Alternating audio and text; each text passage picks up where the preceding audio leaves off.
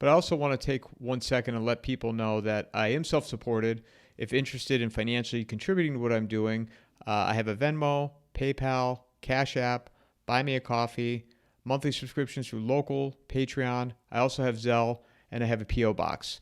All of the information is in every single episode in my show notes.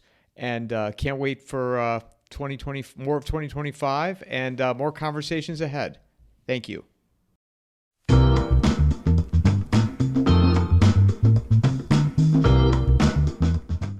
You know, I had one of my listeners describe you two as a fine wine. And, you know, people say, well, you having them on again? I'm like, yeah. And they're like, well, they're a fine wine. Of course, you got to have them on. Have them on as often as they're willing to chat with you. So, you know, I think of myself more as Williams Electric Shave. And I was thinking Mad Dog 2020, but there you go. It's a good combo. Well, who's the red wine and who's the white wine here? Who would... Well, mine's green-ish. Yeah. You're throwing me off with these glasses, Jim. You look like an author today. I finished a novel yesterday. Oh, you must be feeling perky. That's a good feeling. Well, By the way, the odd thing is that I've done it about 15 times, and it's not the great triumph that it was at age 24. Right. You know, it's a little bit of a ho-hum. And also the thing just proceeded from A to Z just flawlessly without any struggle at all. And and it came out, I'd say, pretty perfectly. I went through the first third of it yesterday to just, do corrections. And I hardly had to change a darn thing. Do you have independent readers? Do you employ independent readers? Well, these days, because trade book publishing is in such disarray, I use this freelance editor who used to work for Grove Atlantic, my former publisher, a guy named Don Kennison, who's in the Finger Lakes somewhere. And he's a good reader, he's a good editor, and I just want him to sort of, fix up whatever problems there are. Well, I gotta mute and cough. I guess I didn't mute. Did you? I figured out pretty young I had to have a good readers. Now I always have my group read, and I not only had them read every grant, every paper, but I had them do it serially. Yeah. So if you have a group of 12, you don't give 12 copies out and say proof it. You give it to one person. You give it to another. Yeah, I'm not looking for anything other than like grammatical errors and typos. See, I have to get it to the point where it's idiot proof because there will be idiots reading that grant. Oh yeah, well, you have a kind of a larger reputational stake in such a venture than I do with writing a novel. I mean, writing a novel is just making stuff up, Yeah, That's right. the beauty of it. The only, you don't have to be correct about anything. You just have to persuade people that you have to be plausible. What's true, the way I describe this to young guys is when the person gets to the end of your grant proposal, they have to say, wow. And if at some point they say, oh, I have to read it again, you're already in big trouble. Yep. So it has to be idiot proof. And so I make it profoundly idiot proof. Yeah. So even my undergrads, everyone, and then it goes to a copy editor. And I have a thing called group edit where I put them in a room, I buy them lunch. I'm not there, and they go sentence by sentence through the grant, and you wouldn't believe the amount of red ink it's spilled, even though they've all read the grant and edited it. Together, the group edit finds it takes me 5 hours to put in the corrections for a 15-page grant proposal. Yeah. After the group edit, so then they read it again because I can put in errors, and then I get funded. No, so by that model, I was able to put in 21 in a row, which is 1 in 10 to the 15th probability based on funding rates. Wow. Right. Well, yeah, that method works for you. Right up until, fortunately, I'm done, but now getting funded would not be the same. Oh, yeah. Yeah. Has that kind of bled down to Cornell University with we just got hit with $1 billion. Whew. Wow. Yeah. Yeah. Which is more than we bring in, so I don't even know what that means. Yeah. This episode is brought to you by Vaulted, launched by McIlvaney Financial Group. the simplest and most affordable way to own physical gold and silver. Physical gold is the only asset outside of the control of the government and banking system. They can print dollars, but they can't print gold. Click on the promo link in the show notes or go to vaulted.blbvux.net/coffeeandamike. Yeah, Dave, you said something once in one of your podcasts, I think it was with Daniela Camboni, and what you guys are just talking about made me think of it, where you die twice. The first time you actually die, and the second time is the last time your name is mentioned. And the last time your name is uttered, right? And it just makes me think, like, you know, all the books Jim's written, all the podcasts he's done, you've done, I've done now, and how our names could carry out longer because somebody will read it, somebody will, mention, read the author, Jim's name when reading his book or listening to a conversation that you had or I've had.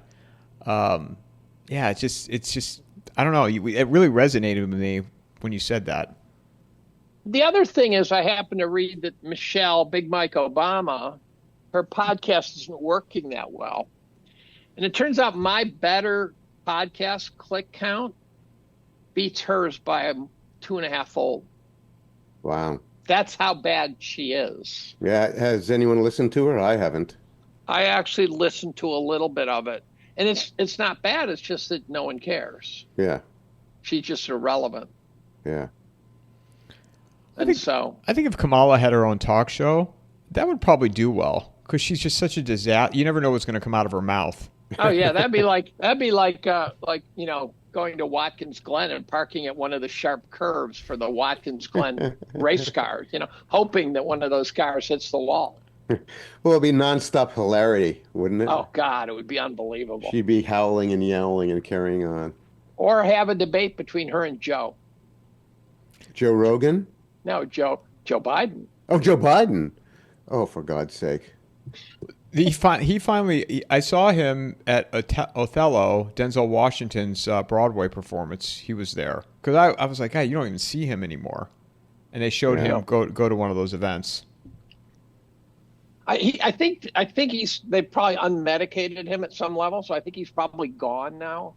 But there were two tell-all New York Times articles which I went through. One was done brilliantly, gone through by Matt Taibbi and Walter Kern, who I highly recommend listening to those two when they start riffing on stuff. One was about what was going on in the Biden White House. It was kind of a tell-all behind-the-scenes view, and there's going to be books on that one. And the other one was all the shit we did in the Ukraine war that they didn't tell us. And it really, the both are just treason of a higher level. You mean like us basically bombing the Russians and things like that? Okay, yeah, things that you knew that we were involved, but the magnitude I think is probably bigger. But if you paid attention and took Putin's side, let's say, opened your mind to Putin's side, you knew the bad things we were doing.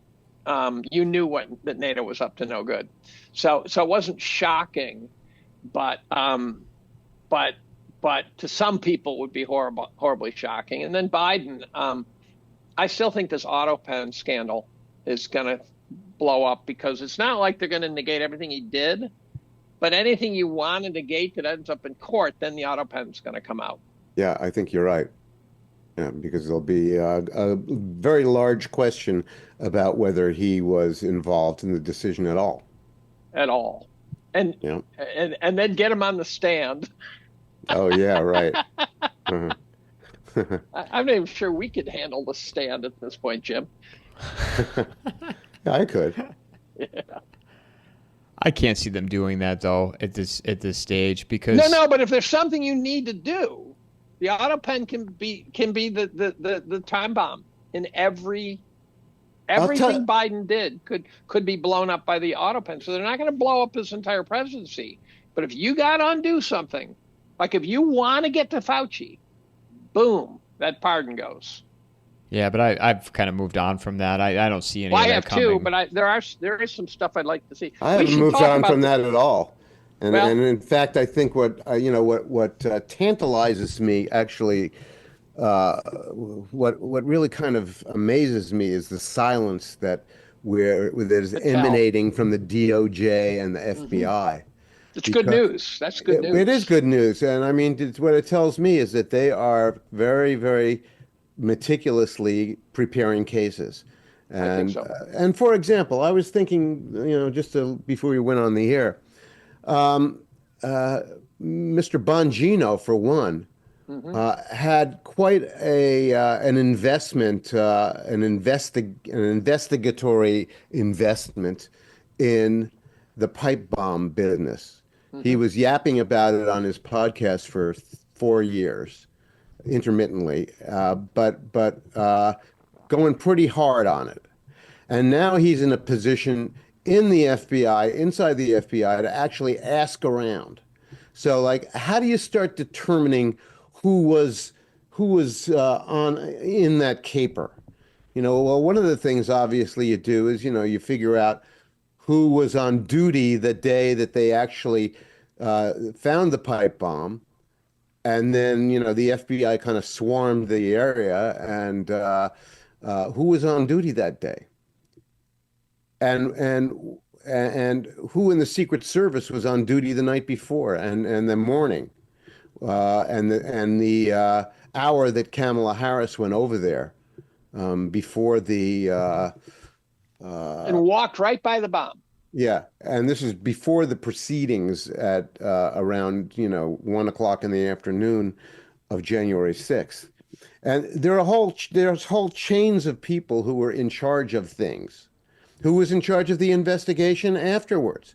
Who was the one who failed to figure out what this character, where this character was going, and what kind of vehicle he was in, and how he's getting around, and where his phone said that he was.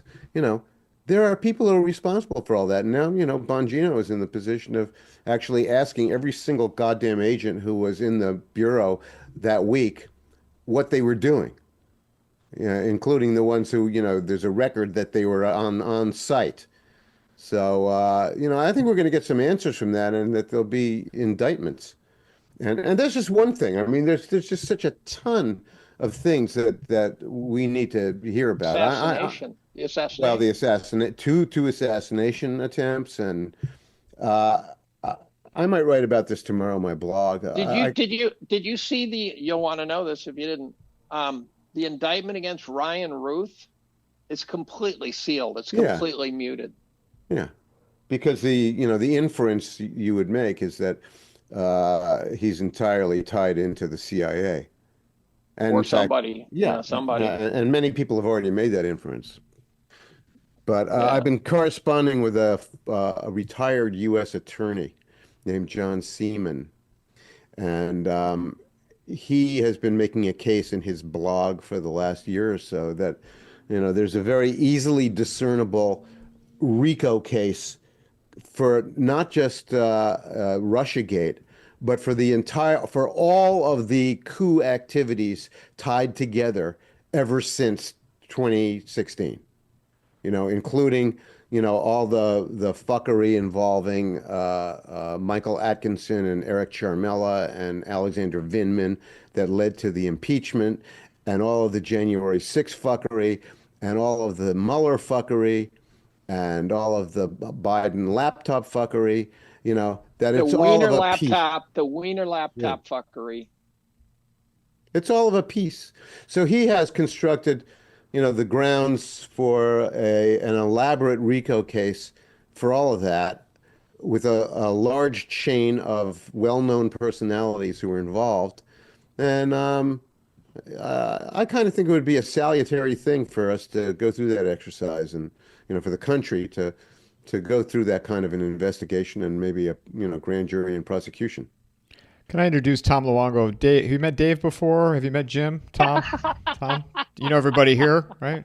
It's a friend of mine. You guys, this is I'm a the friend of new and mine. approved version. This is a I'm the friend new of and mine, approved Tom version. Luongo, I'm Jim, not sure. Dave. I'm not sure. I'm really not sure. No, You guys look vaguely familiar. I You know. know, I know. I'm not gonna walk in and make a chicken fucker joke, but that I thought, it'd be appropriate for you guys to meet each other and, be He's part of this gotta use conversation. left- So Jim is now left-handed. He's going to be dead manning it for a few days. Good afternoon, guys. I'm sorry I'm late, but I was having a lovely chat with Tommy Kerrigan and Ian Burlingame, we were solving all the How world's is problems Tommy for the next doing? 1,000 years. Please, if you can't tell us after we log off. Okay. Oh, you're doing fine. Okay. We didn't get anything. Good. I didn't ask him about anything else. We just did the show. So, this is my 4th show of the day. So if I'm a little scatterbrained, I'll do my best. So, yeah. I can't do that. I can't. I didn't mean to. I just kept piling shit on Thursdays. I kept forgetting to put shit on my calendar. Oh, that's not good. That's I not know good. it was terrible. Thankfully, I spaced them all out just well enough. So okay. bringing you I'll up to occasionally do one if one's low impact, if I can tell that one's going to be light. But I don't want to be sitting there going, "Did I just say that?" That's the real problem. we were saving the Don't even go there. Don't even mention it, Mike. No, we were saving the headlines for when Tom got on here because Jim announced earlier that he completed a book yesterday. Jim finished his book. Good for him. Yeah. Congratulations, Jim. Yeah, That's a monumental thing that I wouldn't even I refuse to even take on a task like that. I'm just not even sure that books matter at all anymore. I think that they may be a bygone artifact of our culture. Well, Bob Moriarty paid for and did all the heavy lifting for me to put my year in review into a book again. And they're working on 2023 for some reason. So I've got a bookshelf over there with 9 through 12, 22, 24, 23's coming. Somehow Moriarty has decided he's going to make the anthology out of my year reviews. And he pays for it. He pays this guy to do it. It's going to be like the Encyclopedia Britannica by the time you're done. Yeah, Encyclopedia fuckery, right, Mike? I got a crisscross on Twitter yesterday from this guy, Mark Dow. Anyone know Mark Dow? Never heard of him. Yeah, that's good. No. He's a douchebag. He chimed in, and then one of his obsequious followers chimed in and said he went through all my years in review and that they were just truly wretched. But he tried to piece together how I've done financially and that I must have been destroyed. And I could not resist. And I said, I've beaten the S&P 2% annualized for 25 years, and the real good years were before that. So I'll be okay. The funny ones to me right now are the people that are messaging saying the language, the profanity. Too much profanity. Fuck them.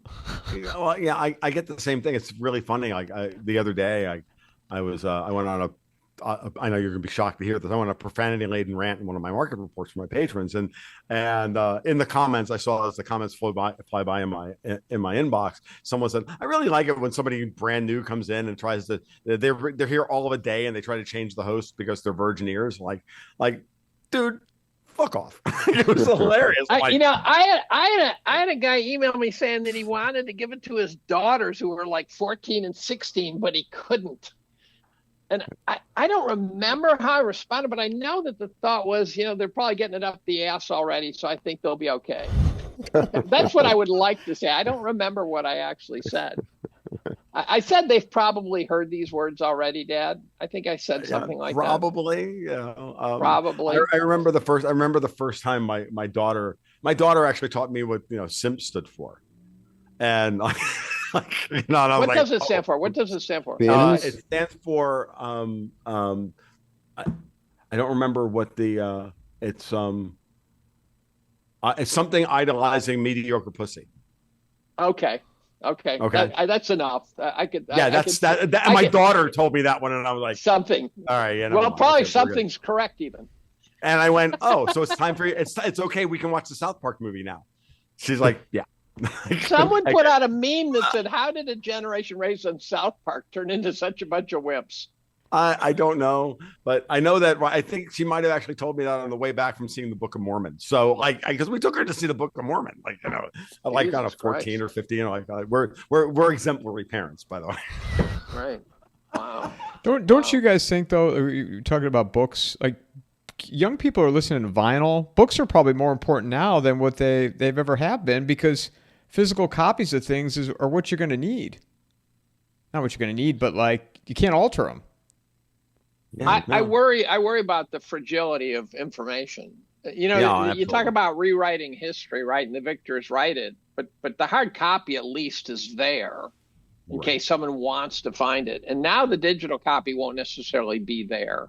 And we have a problem at Cornell where they want to archive all our emails into some storage place. Like, no, you can't do Yeah. that. Right. Good news is we've been clobbered for $1 billion now, so they won't be doing anything that costs any money. Oh, good.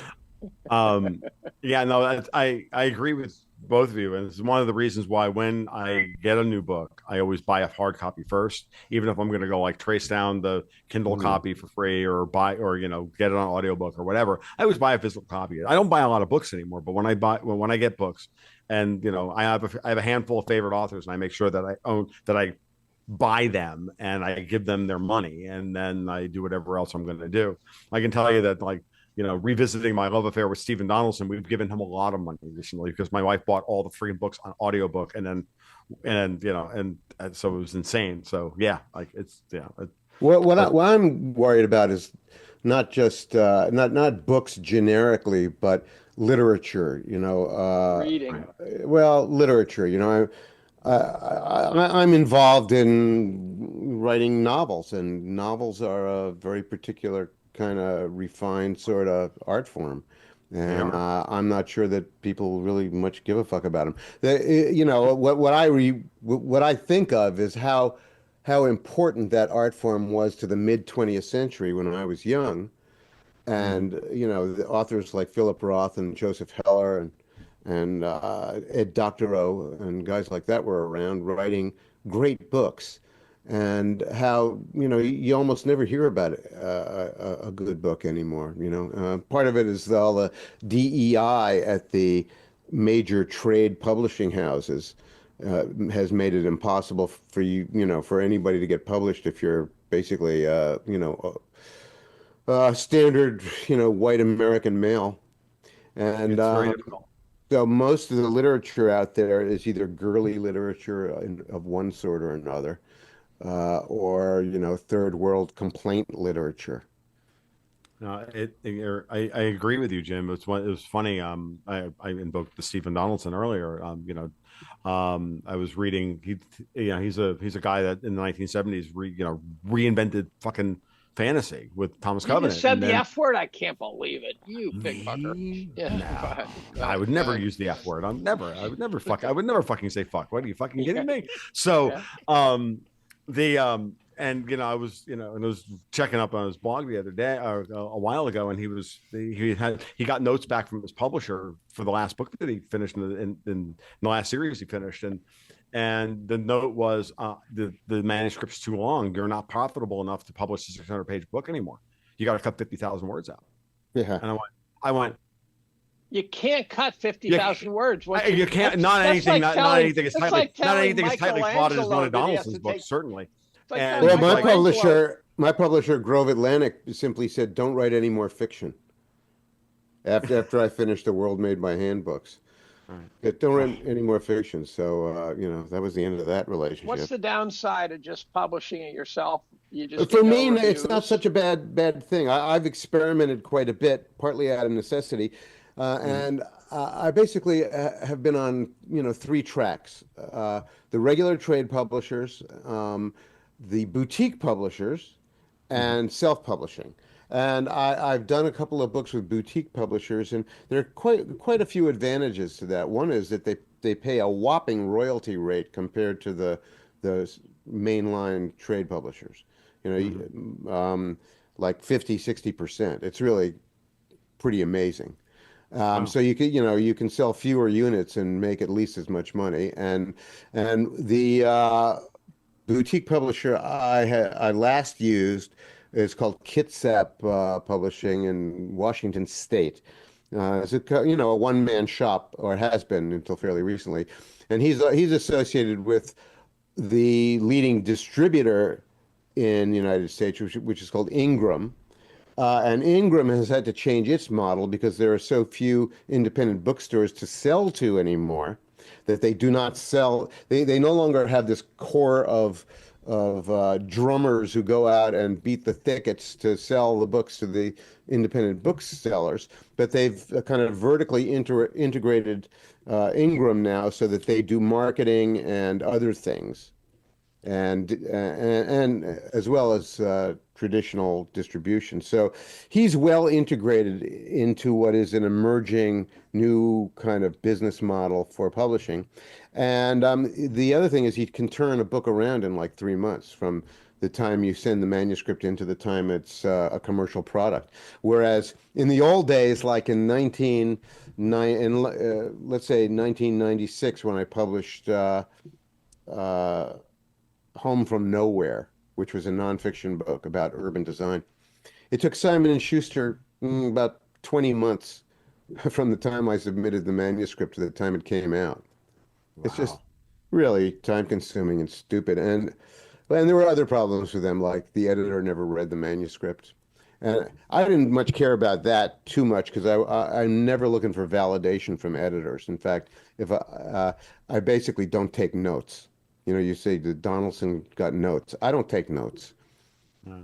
And I've made that clear over a number of recent books.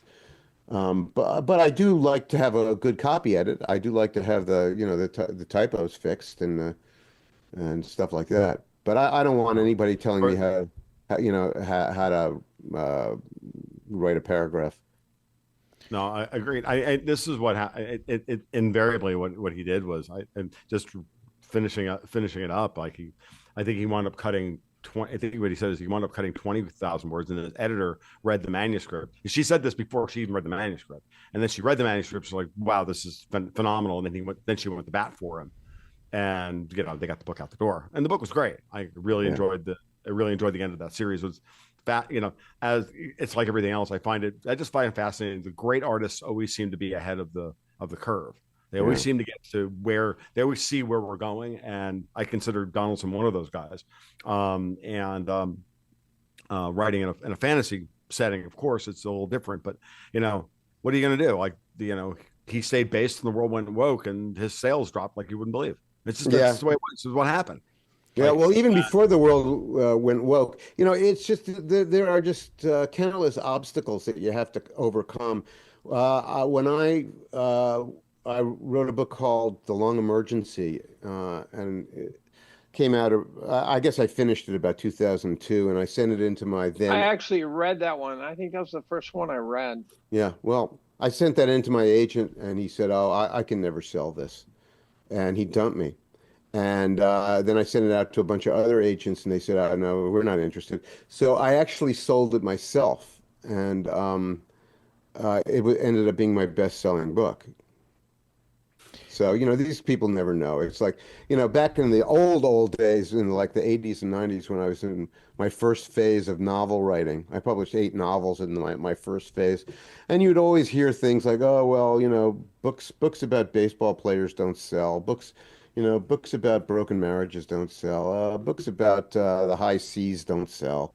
They just give you one line of bullshit after another. So I ended up just discounting all that.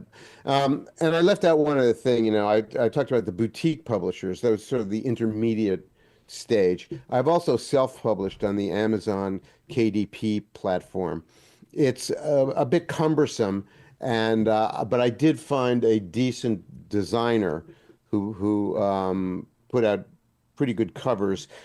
Doing the interior of the book design is a little trickier, and I was not altogether satisfied with how that worked out with, the way the way the type looked Mm-hmm. and the title page and stuff like that. But there's room for improvement there. And of course, the royalty you get from Amazon KDP is like, I don't know, 75% or something. So, Yeah. and I happen to have the advantage of having a readership already. So, and I had a popular blog so that I could, put these books up on my blog and sell a few of them. I didn't make a ton of money, but I made money. I never got any advances on those books. And in the old days with a publisher, you'd get an advance against your future royalties. Right. And if you went far back to the 70s and 80s, an advance could be substantial. But now that's not the case anymore. And they spend all their money on a few celebrity publications, the Obamas or somebody like that, or the Clintons, and everybody else gets stiffed. But they don't make that 60 million down payment back, right? There's no way that's just a bribe, right? There's no chance that that. Yeah, those are bribes. And I know it's that also complicated by some gimmicks. Like one of the things that happens with those political books is that the political books get institutions to buy them, buy masses of them. That's right. That's right.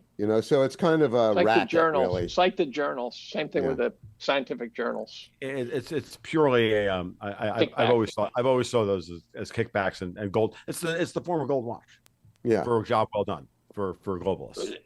By the way, Amy, it really bugged me when Amy Coney Barrett got a book deal before she adjudicated a single case. That bothered me. And now she's starting to look like they Trojan horse the super lefty into the Supreme Court. Yeah, So I don't know what's wrong with her.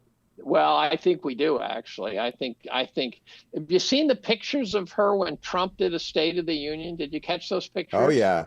She was sneering at him. Yeah. I mean, she really hates that man. Yeah. And so I think they snuck a lefty into the court, somehow pulled it off. Yep. Well, I don't know who they are. I think I don't either. Trump took advice from the Federalist Society and some other groups, and I don't think that they would have slipped a Mickey on him. But Robert Barnes has been screaming about the Federalist Society for quite a long time. Tell us about that. Elaborate on that. What's that? No, I know that Barnes was like very adamant during the entire process during Trump's first term, like, don't use the Federalist Society. They're a bunch of they are a Trojan horse.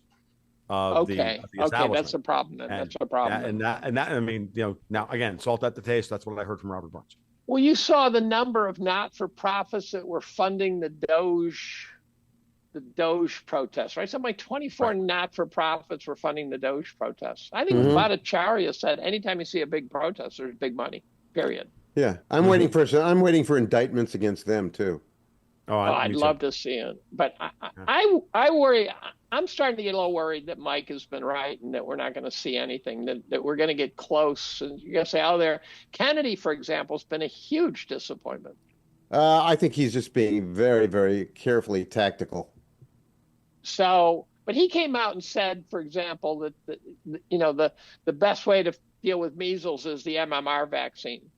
Well, he's been fighting that. He's been fighting that for 25 years. Yeah. So the theory is, I read some commentary on that today, and the opinion is that he knows that the information is going to come out that the vaccines are harmful, especially the measles, mumps, and rubella, and was that MMR vaccine. Yeah. He knows that the information. In fact, there was a fresh study today that came out that showed a connection between that and autism, and so he's basically going to wait until there's sufficient data out there that demonstrates what his position is, and he's going to say, there you go, make up your own mind. You still want to take him? It's like the market analyst who predicts a 20% drop, knowing if it's 50, he still wins, and knowing that if he predicts 50 and it's only 20, he loses. He's got to be careful. He's got to be very careful. Because forces are arrayed against him, and they're dangerous. He also called the Palestinians the most pampered people. I had a little trouble with that one. Yeah, that one struck me as capture in some way. He's making me nervous. He's making me nervous. So I don't know if you guys saw this. I'm just like flipping through my Twitter feed, and I just noticed I saw an hour ago. I probably while you guys were on, Gabbard's holding a press conference about the cabinet meeting, presenting the fact that our voting machines are hackable.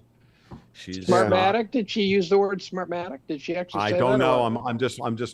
I'm watching it on Twitter silently while I talk to you guys. Well, Trump issued an executive order yesterday going after the law firm that represented them in the lawsuit, represented Dominion, and I guess Smartmatic is associated Right. with them, against Fox News 2-3 years ago, whenever that Against was. Tucker, right? Against Tucker. That was that 800. Wasn't that $900 million Yeah, settlement? it was nearly $1 billion judgment. And you know what smart, you know what the Dominion was worth if you did a reasonable book value analysis? We talked about they this, were worth Dave. about 1/10 of that. Yeah. Their revenues are something like 18 million a year. They're a ridiculously small company. Well, So, is this the idea that we even need these fucking machines in our elections? Is No. so fucking they absurd. they were invented to rig an election Yeah. in Venezuela. Yeah. Now, Yes. Dominion is owned by a subsidiary of UBS, which is owned by a company in Beijing. Yeah, right. Dominion's ownership tracks to China. Yeah. Yep. So, why we can't clean that whole thing up is really a mystery. What did you guys Well, think you of got this? the nitwits who are arguing that we shouldn't even have to have voter ID. Still. Well, that passed in the House today or in the last 24 hours. A bill and to require our voter ID, I guess, in federal elections. it passed in Wisconsin Yeah. last week. Amidst Interesting. all the other turmoil, like that was the real win. What did you guys think So of the whole? guys supporting no voter ID in Congress or whatever, the ones supporting it, are just scoundrels of a higher order. The people on the street who think it's a good idea are just morons. Let's be clear. Yeah.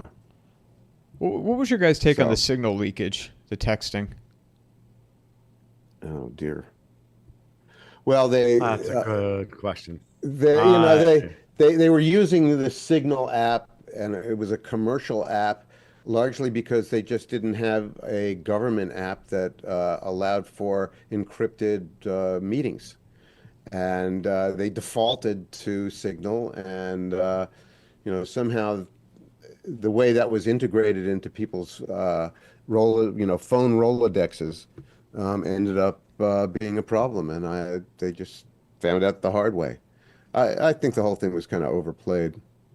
Way overplayed. But I think someone slipped in that name. I don't think that mistake gets made. It looked like some kind of a setup. Yeah. Yeah. Or it was a flex by the intelligence services to say that we're up on all your phones, or it was that's one. Another equally plausible situation is that they knew exactly what was going on and decided to let everybody know that we know what's going on. So, like, it's an intelligence operation on somebody's part. Mm-hmm.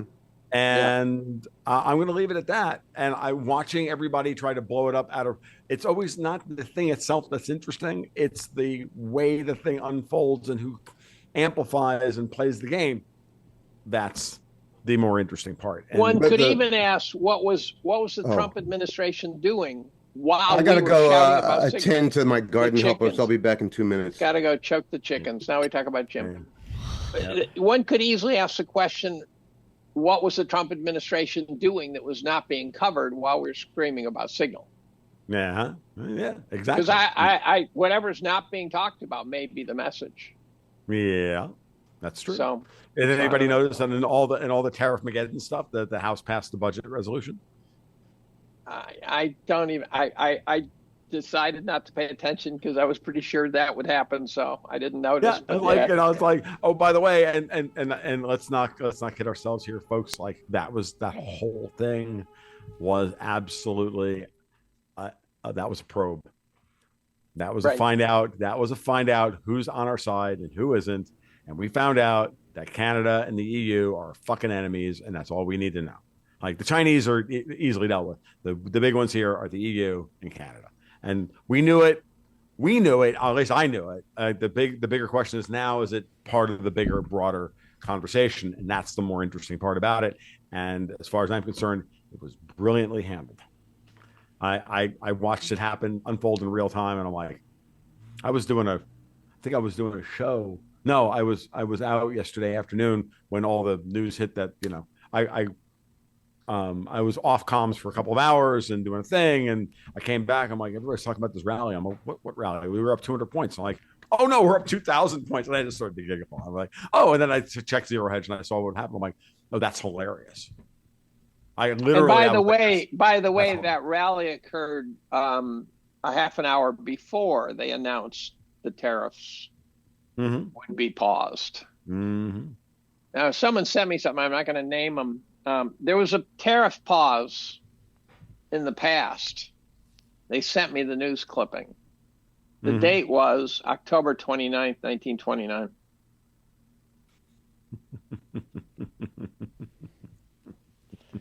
Somehow that just rings a bell. I'm trying to put two and two together and wondering why. Yeah. Right. The other interesting thing. So one thing I've noticed on Twitter, I do go there. How many whiny little bitches about losing money in their stock portfolio? And let me point out that they're up 2% year over year. They have given back in principle 15 months of gains. And like I say to colleagues, if I told you 15 months ago that you were not going to make any money in the market for the next 15 months, would you shit a pickle? And the answer is no. Right. And then I point out that the big rally they think is over. They think, oh, it's over. And I go, oh my God, no. Oh my God, no. It turns out that during the Nasdaq debacle of the 2000 to 2003, that thing had the 13 biggest rallies in Nasdaq's history during that bear market. So I happened to get an email from a money manager who has some money of mine, and they sent this: if you missed the 10 biggest days, here's what it would have done to your portfolio.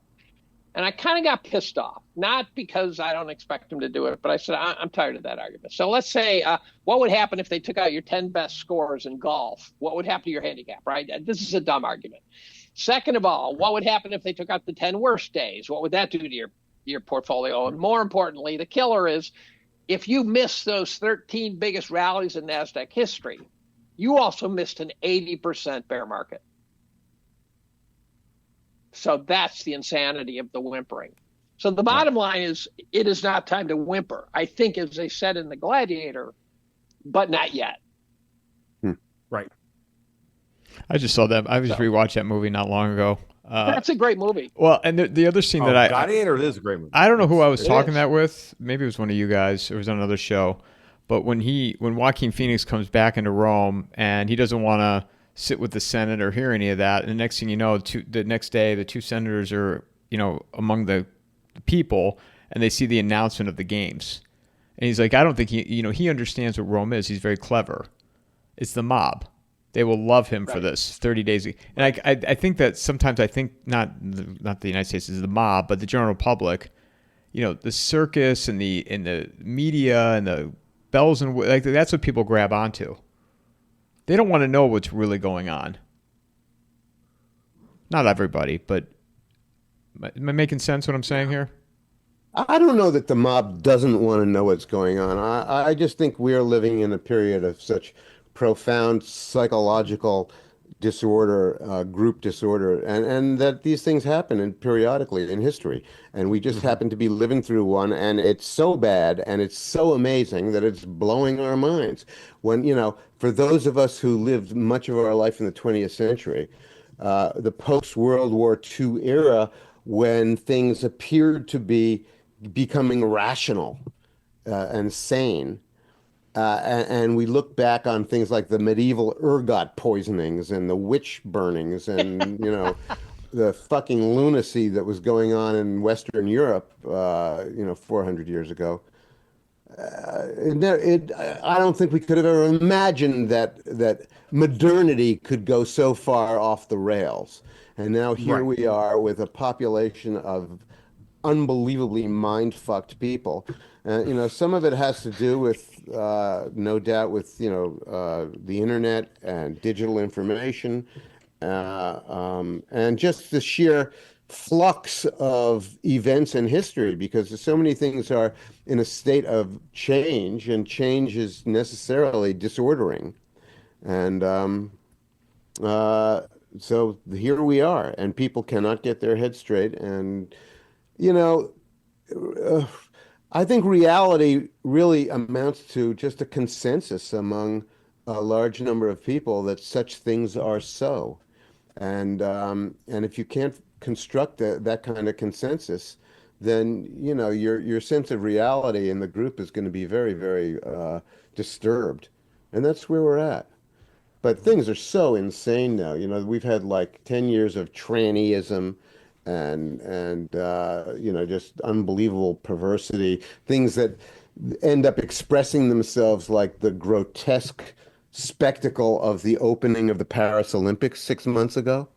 Oh, that was unbelievable. My Not God. not Thank the you for bringing. first. Thank you for bringing up a painful memory like that. Why don't you give me a nice paper cut and pour lemon juice on? Did, You did know you what I ever mean? Like, have you ever watched the opening ceremony of the 2012 London Olympics?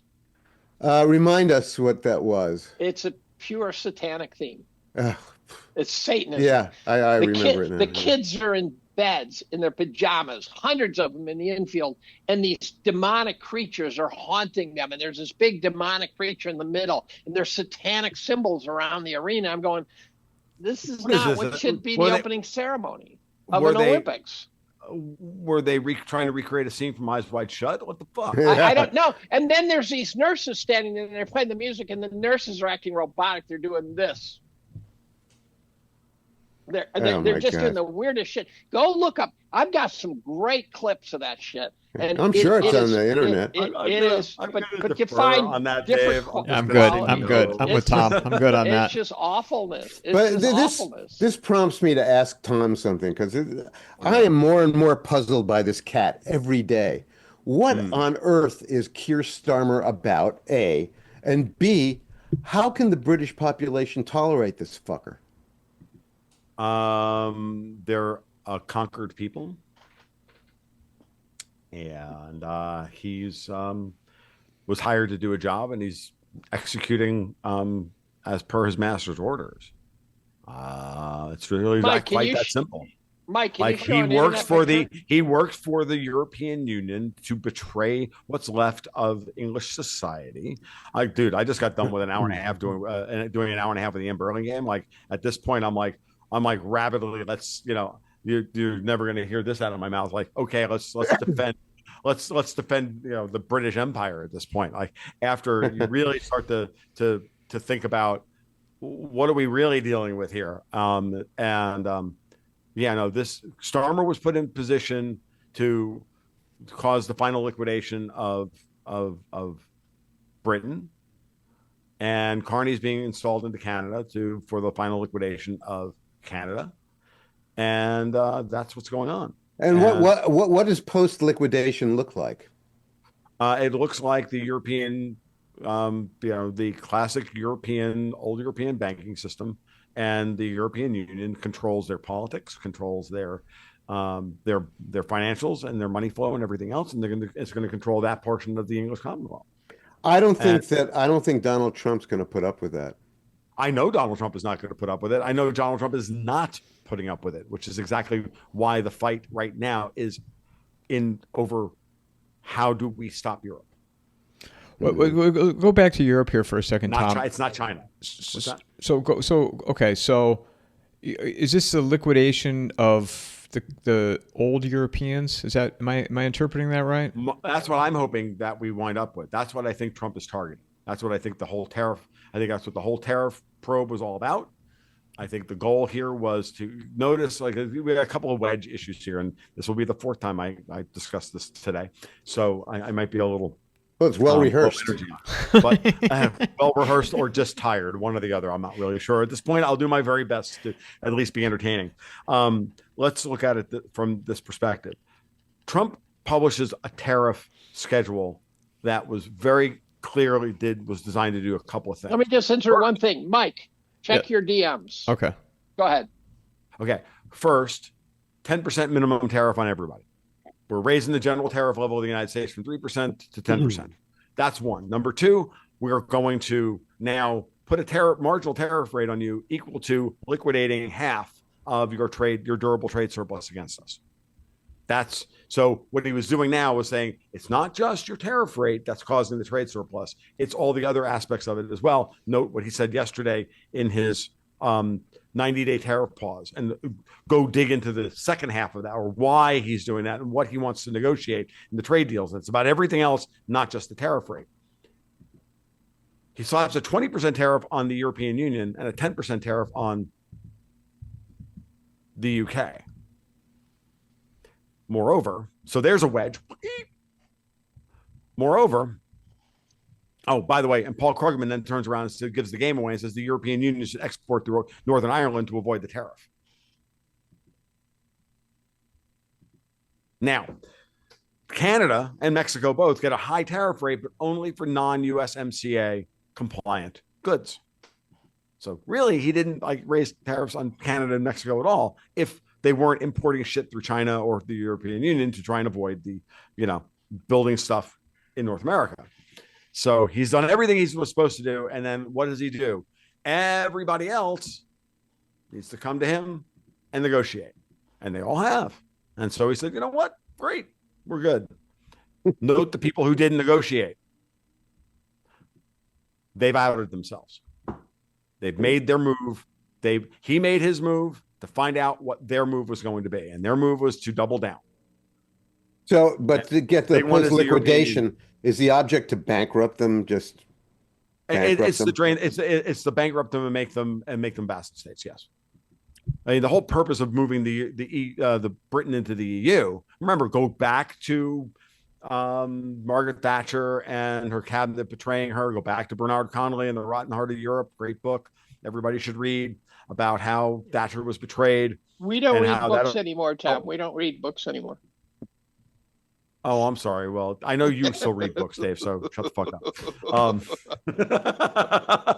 I know you still read books. You say it every time we're on a podcast. I was just reading this book the other day. You should read Bernard Connolly's The Rotten Heart of Europe. You can actually get it now on Amazon. If you have not read it, you need to read it. So go back to all of that. And George Soros and breaking the Bank of England, that was all about trying to get the Brits into the European Union. And it was all orchestrated by, those same shitbags like Tony Blair and David Cameron, that whole wing of globalists that have been betrayers of the British people. Well, I can't imagine. I see Trump as an agent to try and figure out what the parameters of the game are in order to figure out how he can liberate not just us, but the UK and Canada and the rest of the Commonwealth. That's what I think he's setting up. Why do you Mike, can you share that screen at some point? I want you to share that picture. Do a screen share. I want to show you Keir Starmer. If it won't take long, I don't want to completely fuck up this. That's fine. That was all I was going to say. I don't have enough energy to go on a 20-minute rant here. Well, I guess what I'm struggling with is you get Mark Carney, and are you convinced that he is going to beat Pierre Poilievre now? I am not convinced of anything. I think the fix was in from the moment that he was inserted into the process. I think Pierre Poilievre is playing the part of Mitt Romney. Well, designed to lose against Barack Obama. All right. So when we say that they're going to be bankrupted, or what was it? Your term? Liquidated. Does that mean Mark Carney simply leaves Canada a smoking, a smoldering wreck? What I mean by that is that Canada has to be fully subsumed into the EU, so that the EU let me try and liquidate it from the standpoint of being being in any way, manner, shape, or form a partner with the United States. The EU needs let's back up for a second. What does the EU need more than anything else in the world? Collateral. They need access to energy and natural resources. They don't have any. They're being cut off in North Africa. They're being cut off. They can't get to Russia. Russia's winning the war in Ukraine. They can't bankrupt the United States. Trump's in power, and he's making every move imaginable to create Fortress America. So what are they pivoting to? They're pivoting to now trying to set up Canada as their outpost on the North American continent in order to try and keep a hostile actor on the U.S. northern border. Hey, look, dude, I didn't say it was a good plan. I said it's the plan they fucking got. Because, Trump is going to put, Trump would put the 82nd Airborne in Ottawa in a New York minute.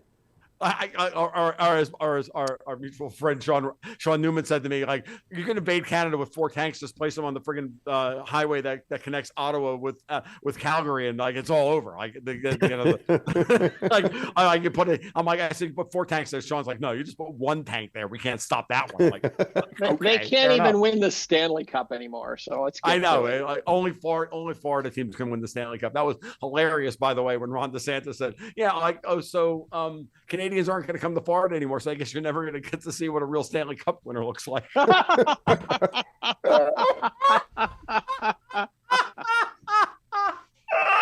like, how can you guys not love Ron DeSantis? Like, he's fucking hilarious. It's great. The only thing he didn't do there was have Grady Judd standing next to him. Like, you know what I mean? Like, we'll arrest any of you Canadians who drive badly. I'll be all of you. Like, so while Mike puts up a picture I sent him, I'd like to bring up an alternative way to look at Trump right now, just to see what we come up with. And that is, what about Trump has disappointed you? I'd like to steelman the Trump presidency a little bit. At this point, that he hasn't put a real scalp on the table. He needs to put a real scalp on the table. Be less metaphorical on the scalp. Somebody significant. I don't I know his goal is Obama. I don't know what you mean by scalp. You mean? I mean, like, he's got to arrest somebody hard. He's got to arrest somebody big and important. He's got to put a real scalp on the DOJ. Something big has to happen. I know his goal is Obama. Like, I'm dead serious here when I say that. I think his fucking goal is Obama. 18 weeks from Sunday. I think that's what he said it. Mike or Barry? Yeah, Big Mike or Little Barry? Little bitchy. Like, I don't know about you. Has anybody noticed? Did you see Obama the other day when he came? He might not have been on yet, but we talked about the DOJ. What about him? Quiet. What about him? Yeah. I just think he's like my wife's comment was like, he looks terrible. Did he become the bottom? That was my wife's comment. I didn't even come up with that one. That was my wife. Oh man. I'm like, I love you. Like, my wife's different. That was my only response to that. What else can I say? Without going into detail, someone made reference to my wife made reference to some happy ending when we were with a couple other people, and everyone laughed, and she didn't understand what she just said. and I just couldn't resist. I said to the other couple, I said, I'm not sure she's ever seen one. Now you guys understand, I think now. Oh God. Why did it come up looking like that? What the hell is that, Mike? Well, right there, at the very bottom. Very bottom. Yeah. Well, hold on. Who is that? Who is that? Keir Starmer? Oh, Jimmy Savile. Jimmy Savile. Yep. Why is Keir Starmer? Now, for the audience who doesn't know, Jimmy Savile is the most famous pedophile in history. Right. The pedophile to the stars, the guy who provided children to the royal families. I didn't know. Okay, yeah, I saw this picture earlier in the day. Flip through my Twitter feed. I had no idea what was going on. This has been banging around for years, and you got it with Jimmy Savile hovering over Keir Starmer. That kid on the right was getting it up the ass. Ouch. So if you wonder why the hell he's doing what he's doing, just ask his handlers who brainwashed him and did whatever they do to him. By the way, someone else has pointed out, if you look at a lot of the world leaders, they have an awful lot of wives who look like men. Are you good with this photo, Dave? Oh, can I stop sharing? Yeah, I'm done. I'm done. One question I want to ask Tom for everybody: Why is China not a factor in all this? I'm a little confused on that. They are, but they're not. But they're a negotiated outcome. I'll be honest with you. Like, I'm not surprised by Xi's response. Xi's not in the world's strongest political position right now. So, the Chinese culture is very easy. They can't lose face. Trump is putting him in a position where he can't back down. He has to front strength. So he has to, like, for political reasons. So, but eventually they will come to I think they'll come to an agreement, because I don't think they have any other option. The bigger question is, do you see any like movement towards each other between the EU and China? I don't. Every time an EU official goes to China, they get treated worse than, like, they get treated worse than Joe Biden. Like, you know what I mean? Like, they get treated worse than Janet Yellen did. I mean, minus the magic mushrooms, of course. But so like Annalena Baerbock, like, Yeah, they don't even send anyone to meet her at the airport. Dave, I didn't think that one was funny. Was that true? Did she really get hired and fuck? I think they spiked her. I wouldn't doubt it.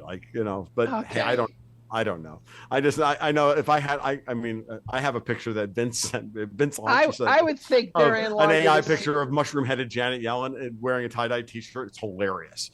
I got to figure the Chinese equivalent of the CIA must have said, "Oh fuck it, we got to do this." Oh yeah, why not? Because she's not the real trade negotiator. Jamie Dimon is. It's like the Epstein body lookalike that they wheeled out of the prison. Right. You know that story. I told that story, right? Yeah. I'm not sure. Yeah. No, I don't think I've ever heard of this. The guy who wheeled out of the prison didn't look like Epstein. The nose was wrong, the ear was wrong. So you go, okay, Epstein's on an island. The guy they wheeled out of the prison happened to look like a guy who died 2 weeks earlier, and there was very little fanfare, very little mention. Right. But he looks like me. Go, that could be him. That's right. That was Hillary's brother. Didn't Whitney Webb just, I didn't read it, but didn't she just write an article linking P. Diddy and Epstein, like how the cases shock me. Do we need to write an article about that? I thought that was obvious to everybody. No. Like, really? We'll just get Justin Bieber. That was my default operating hypothesis until proven incorrect. But that looks like it's been buttoned down now. But I don't know why. As Jim asked last time we were together, why isn't he being convicted of something? You don't even hear about it. Why isn't his trial going forward? Yeah. He's just sitting there rotting in prison. You don't even hear anything about him. There's a guy named Reiner Fulmick who spoke out against the vaccines, but also the lawyer, German lawyer. Yeah, right. He's been in a German prison for 18 months too. Yeah. They just put these guys in gulags now. In the Western world, they put them in gulags. Yeah. Well, yeah. But I was about to say a little while ago that it seems to me that what we're heading for is some kind of a hot civil war in the UK, Germany, and France. Possible, very possible. They're trying to set one up here for the summer. I think that's pretty obvious that they're going. Yeah, we're not. I don't think we're really susceptible to it. First of all, there are too many people on the right who have all the firearms. They'd lose fast, wouldn't they? It's like a non-starter. I agree with that. But so they'll it's like all of these people who are like scratching Nazi swastikas into Cybertrucks. Like, it's all happening in Democrat controlled districts where they know that. And have you noticed what these crowds look like? In all these sort of old plus, pink-haired, nose ring, tranny. These people, some of these people I know, and heavily paid off. Some of these people, no, but here, some of these people or heavily medicated. One of the others, I guess. Except, their funding pipeline has really been badly interrupted. So it remains to be seen how long they'll be able to carry that on. They were able to do it with Antifa and BLM because the whole USAID matrix of NGOs was still funneling money down from the federal government through this massive sifting operation of dozens and dozens and dozens of other NGOs, and then paying salaries for all these people. As well as, giving imagine the amount of the billions of dollars that BLM got. I know. No, you're Jim. You're absolutely correct. And did anybody notice Harvard this week? Now looking for now standing around looking like a hooker on Times Square with a leg out and an arm up, going, "Dude, I need $20." Don't forget Cornell. We just got hit for $1 billion. Yep. So, how much do you think George Soros is playing a role in any of this any longer?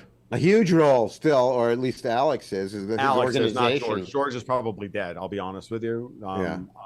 George exists in an undead state, kind of like Emperor Palpatine. So my prayers came true then. I guess. I mean, Alex knows maybe worse than George. He just married Huma Abedin. He married Huma Abedin. How is that even? It's because they don't want grandchildren. It's because they don't want grandchildren. I fear they're going to breed.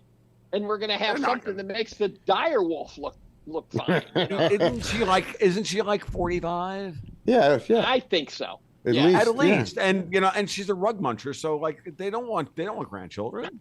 Like he's gay and she's a lesbian. Like it's some come kind on. of a mummery that's going on there.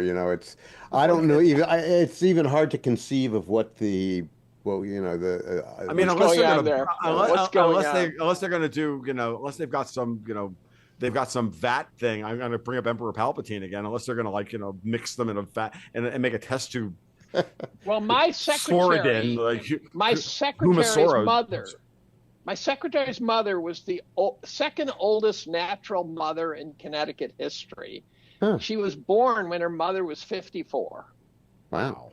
Wow. Now, I just looked up USAID's budget. It's in the high tens of billions, it's crowding towards 100 billion. The combine that with the Inflation Reduction Act, which was the most ironically named bill ever. It turned out the other thing that Inflation Production Act. I know what may have gone unnoticed, but for which Tom Nelson on Twitter posted a profound article in which he listed 33 climate change stories that have completely just been obliterated. So it appears as though the climate change narrative is also now almost gone because they lost their funding with USAID and the inflation production. The whole thing was like a gong show. And then there's the whole Department of Education, the CIA. When I saw the thing about Harvard the other day, I went, ooh, best news of the week. The CIA got their funding cut. But when you say USAID's budget, the USAID has been absorbed into the State Department. And as far as I know, most of their budget has been just chopped, ended. I don't think they have a budget anymore. Well, I used Grok just to see if I could get kind of an answer. The other thing I looked up Grok this morning just for fun is that how many officers were at January 6th? The reason I ask is because it turns out they gave an answer of something like 200. Apparently 80 of them somehow ended up in a stressful conflict, right? So this is not a big number of cops. 5 of them are dead. That seems like a high fatality rate for I was going to say that seems high. 5 of them are dead. And several of those were suicides, weren't they? 4 of the 5. Yeah, well. Yeah, 4 of the 5. And by the way, the 9 guys who saw Anthony Weiner's laptop, the 9 cops who saw it, all 9 are dead, right? There is shit going on in this country that's just not within the Overton window of most people. How come there's not shit going on in the right direction? Because they're the bad guys. Oh, towards the political right? Yeah. Well, we might find out if Hillary gets capped or something, then we'll know they've changed teams. It's one of those things. Like I think that you have to. The way I've been watching this, and again, I believe that that Trump has to keep the tempo up, right? But every once in a while, you've got to let your opponents take a move on the board. You can't just keep making moves and keep making moves, and then keep them off balance for a while. But then you've got them off balance. Now you got to let them go. Hey, you get to make a move now. Oh, you made that move. Now I get to make these 5 moves, right? And you have to do that. There's a pace to this. We know the Department of Justice is a fucking mess. It's a nest of vipers. It's probably the deep state that we really care about the most. The same thing with, and so you've got a lot of work to do at that level, at the personnel level. I'm not making excuses here. I'd love to see some scalps on the table. I think they have to put something on the table quickly. And maybe this Chris Krebs guy will be the guy that they actually go after first and really Who's Chris Krebs? Who's the guy who was Homeland Security and CISA. Okay. And CISA, who oversaw the 2020 election. He was the guy who said that this is the cleanest election we've ever had in 2020. Which is why Gabbard coming out today and saying in a press conference saying, we have smoking gun evidence that these machines are hackable and that our elections are unsafe. So I wrote a lot about that. So this is going to be fun if it comes out, because it'll be, for me, when that happens, it's an answer key. Right. Tom, I want to add something, but go ahead, Tom. No, all I was going to say is I think that's now that you can see them like prepping the groundwork. They've got a lot of work to do to get everything shored up for the midterm elections, so that the Democrats even though the Democrats are going to then try, summer violence or this or that, and they're going to try and derail Trump and blah, blah, blah, blah. But if they stay on target, the House passed the budget resolution today. So now, tax cuts and no tax on tips and all that stuff starting to move through the system. They're getting that done. Now you shore up the elections, because without shoring up the elections, you give them the opportunity to steal the midterms again. We're right back to where we were in the last summer, right? So a lot of work to be done, and I think that shoring up the election stuff at the federal level and at the state level is very important. So Wisconsin voting on, working on getting voter ID, that's a good start. Like, things are happening and they're moving. They're not moving at the same pace they were for the first 60 days, but now we move into a different realm. So right now we're working on, international stuff, tariffs, peace deals and all that other stuff, while other stuff grinds away in the background. And, you have to let some stuff grind away in the background. Because So the there's real what fight, some guys, the authors- real war is financial, as we all know. Well, okay, I so- can't even remember the author, but someone wrote about the 08-09 collapse from the perspective of the legal case. And I can't remember, but it was a famous author. Maybe Bethany McLean. Maybe that was her. I don't know. One of them wrote about Jillian the 08-09. Tett. No, not her. She would be logical. Good guess.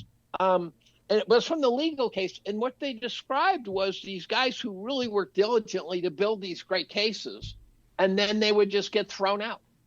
And it was disheartening to the point where they just said, fuck, we're just going to start, charging the banks $2 billion a pop, which comes right out of Kentucky's pension plan, for fuck's sake. Right. Right. So it doesn't come out of anyone's hide. Well, I think they ought to pass a clawback law on these crises, by the way. What I would like is a law that says that if we have to bail your fucking bank out, the entire C-suite gives back 5 years of all their compensation. Yeah, you So bet. go for it and get saved, but you're giving back every penny of your compensation. Don't like it, don't take the job.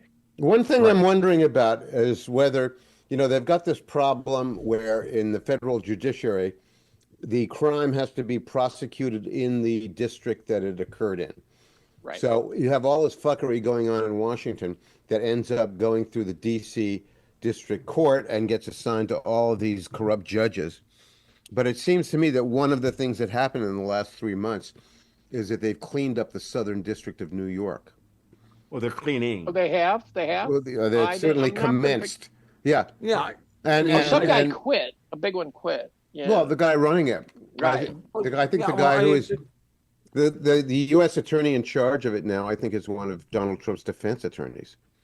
And so what they have to do is find a way to bring some of these cases to that district rather than, try them in Washington. Well, Jim, to your point earlier in the day, I was talking, one of the shows I did earlier, somebody brought that up about the Epstein files. I was on with Jesse Day over Commodity Culture. We were talking about, and he asked me about, the Epstein files and all that. I said, look, it was a little bit of the whole reveal was a bit of a fiasco, but at the end of the day, we did get some scalps out of that. We did find out who was obstructing in the Southern District of New York. And we got that, and we got a couple of people out of that. That's a big deal. It's not a headline grabber. It's not, it's not as big a headline as the fiasco itself, but it's an important part of the process. So I'm just, I'm supporting. And I'm waiting for, I'm waiting for Norm Eisen to be indicted in Manhattan. Oh, good call. I want to go back to 2008, the GFC, and where we're at now, and get your guys' take on that, because we were touching on that earlier. Are we at the? And I keep going back to a couple conversations I've had with Matt Smith, where he was talking about the Mar-a-Lago Accord, and he recorded yesterday with Doug Casey, talking kind of further of where the bond market is. I didn't look to see what it's finishing at, but how yesterday the Dow went down and bonds went up, and the price of gold went up. You mean interest went up or the price went up? Remind me. I'm getting all screwed up now. So interest rates would have gone up because So the Interest bonds rates went went up, down. so bonds got sold. So Yeah. and then Right. we had a massive rally in the Dow. But by the way, once the rally in the Dow happened, bonds also got bid. Like that, bonds were Right. down early in the day, And they would. then when the rally, and then both got bought in the second half of the day. FYI, today But bonds are up. the bonds got clubbed in an unprecedented way. Something snapped. Oh yeah, no, Something the basis trade But blew up. I think I knew what happened. who got hurt? Who got hurt? And who's selling these? So who is all these bonds are being unloaded, correct? Who's doing this? China. Oh, okay. Not So sure you they want, have okay. that many You want me to left. hog the microphone for 30 minutes? No. Okay, so then I won't give you the answer. Because I already have the answer. I then watched the shows I did earlier in the day. With Matt? Which How one? about just a summary, Tom? Quick summary. Yeah. Europe was Yeah. quick summary. Ready? Europe was the one selling. London. And the smoking gun is in yesterday's. I had a snapshot of yesterday's markets while it was happening. The U.S. market was off. The U.S. bonds were, and the U.K. bonds were off 20 basis points. The German Bund was flat, and the euro was up. The Chinese yuan was down. So the trade is, if the Chinese were dumping their treasuries, the yuan would have rose. They would have sold treasuries, bought dollars, right, and then they would have sold dollars and bought and defended the yuan. They couldn't allow the yuan to rise under the circumstance if they were trying to retaliate against Trump's tariffs. They would have been. It wasn't the Chinese; it was the Europeans. That was the trade. You saw it because we're selling treasuries. Remember, what have I been saying for 3 years? The Europeans have been loading up on long-dated U.S. debt. TIC report is very clear. Break it down by region. The European Union plus the Bank of England and its subsidiaries have bought over $1.1 trillion worth of U.S. treasuries net since September 2021, to the tune of now $3.4 trillion they control in foreign central bank ownership.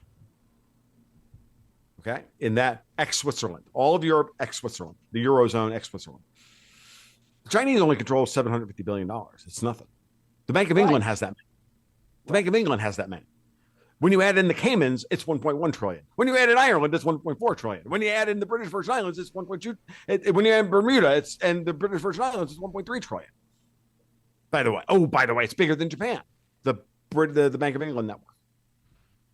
Even the Germans are now over $100 billion. They've never had more. I've been following the TIC report since 2011, since I had hair, for fuck's sake. The Germans have never had more than $60 billion worth of U.S. treasuries. And they have 102 billion now, as of January. So they have the ammunition and they have the motive, means, and opportunity because they're the ones most butthurt about the fucking tariffs. But it didn't look like a raid. It looked like something broke. Right. The basis trade broke. Like so zero hedge. Who got broken by the basis trade? Okay. So now the big question is, Zero Hedge wrote a big article yesterday. I don't know if you guys saw it. It was the front page of Zero Hedge all day, behind the paywall. I read it. First thing I read yesterday morning over my morning coffee. I'm like, oh. And then I looked at the cross-market stuff and I went, oh, I know what's going on. Yeah, literally, I didn't even I'm half caffeinated. I figured it out. I saw it. It was Citadel, Millennium, this one, that one. All these big hedge funds have put on this stupid basis trade. Now, this dumb basis trade has blown up in September 2019, the repo crisis, March of 2020, COVID. Like this stupid basis trade, which is basically betting against or buying the spread between Treasury futures and spot Treasuries. The only way that trade makes any money is if you lever up 20 to 50 times. And then you start making money. 20 was the number I saw cited. I think that was right. I've heard as high as 50, but let's throw it out there. 20x. That means a 5% move in U.S. Treasuries wipes you out. If it moved, the trade moves against you 5%, you're wiped out. You're 20 to 1 levered. Now, this trade has gone against these same hedge funds a half dozen fucking times, requiring a bailout of some form or another. So why would they keep doing it? As a matter of fact, ask yourself the question, who would give them the assets to manage to do that fucking trade? That trade is now bigger, as Zero Hedge pointed out, and more levered than it has ever been in the past. Only someone who wants to bomb our fucking markets. You've got who is it? A big pile of fucking tinder. You've got a big you've got a big pile. You got gas. I got tinder. I got motive. I got means. I got opportunity. And I'm a fucking arson. This is not fucking difficult, folks. The goal, it's always the fucking Europeans, be it City of London or Brussels or Amsterdam or whomever. It's always them. I'm sensing you've lost respect for Europe. I'm just sensing it. I know you're getting the vapors overhearing that, but I'm dead serious. I mean, if I didn't see it in the cross market action that day, the German Bund was Well, flat. also The market was selling off.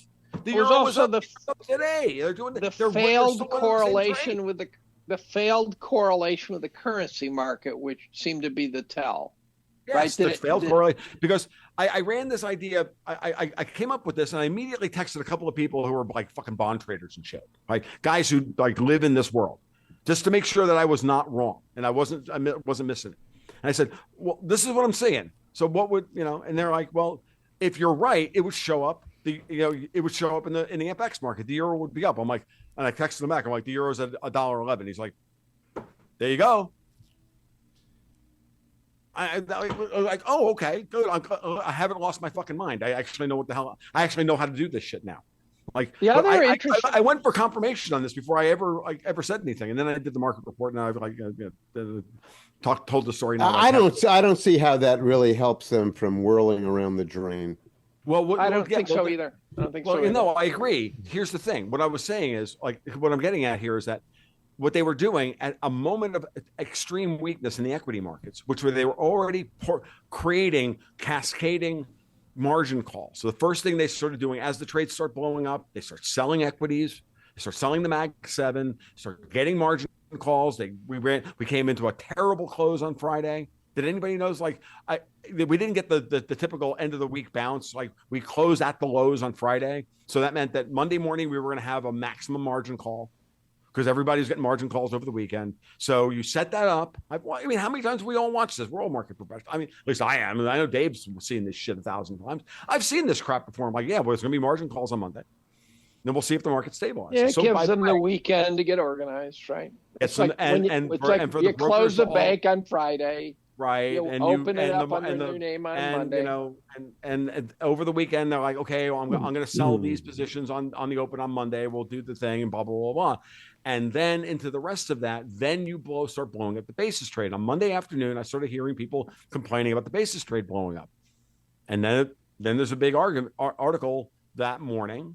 And on top of everything else, here's your smoking gun real thing. One of my patrons finds it. There's an article on Bloomberg yesterday. U.S. Treasuries are no longer the world's safe haven asset. You should look at the German Bund. I didn't see that.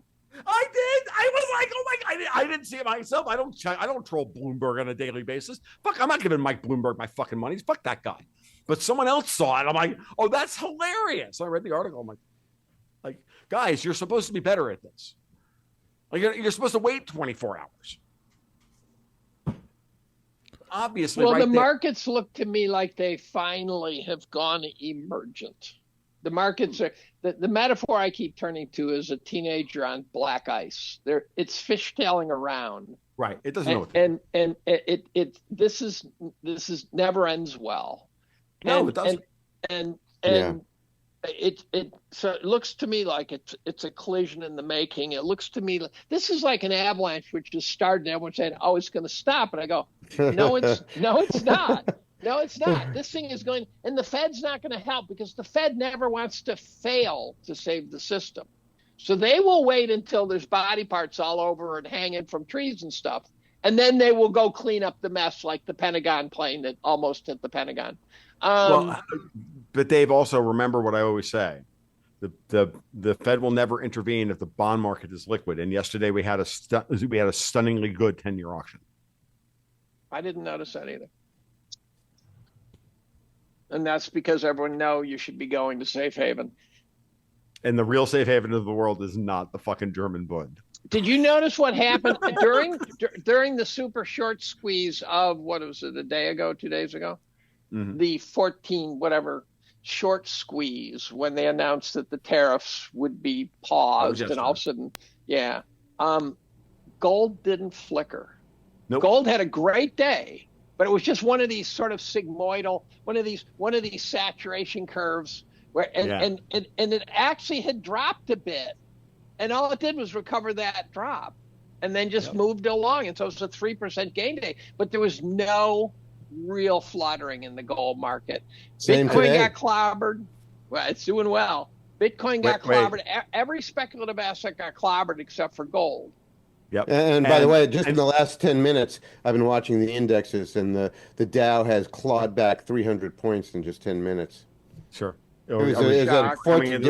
1,400. It was down 1,400 at about a quarter to four, and now Yeah, it's at 11:02. Yeah. They also noticed, by the way, that the spread between the futures and the spot price in gold has collapsed from $50 to 15.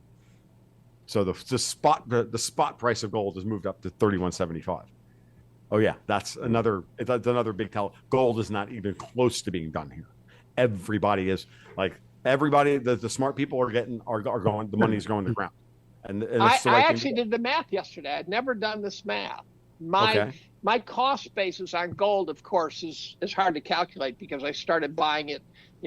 At first I bought a chunk in '99, right? And it was in Central Fund of Canada, and it was when gold was $270 an ounce. But right. Central Fund of Canada had a 20% negative to NAV, and so I did the math. So nice. I was buying gold at $214 an ounce. Oh, I love you, Dave. And You're then, awesome.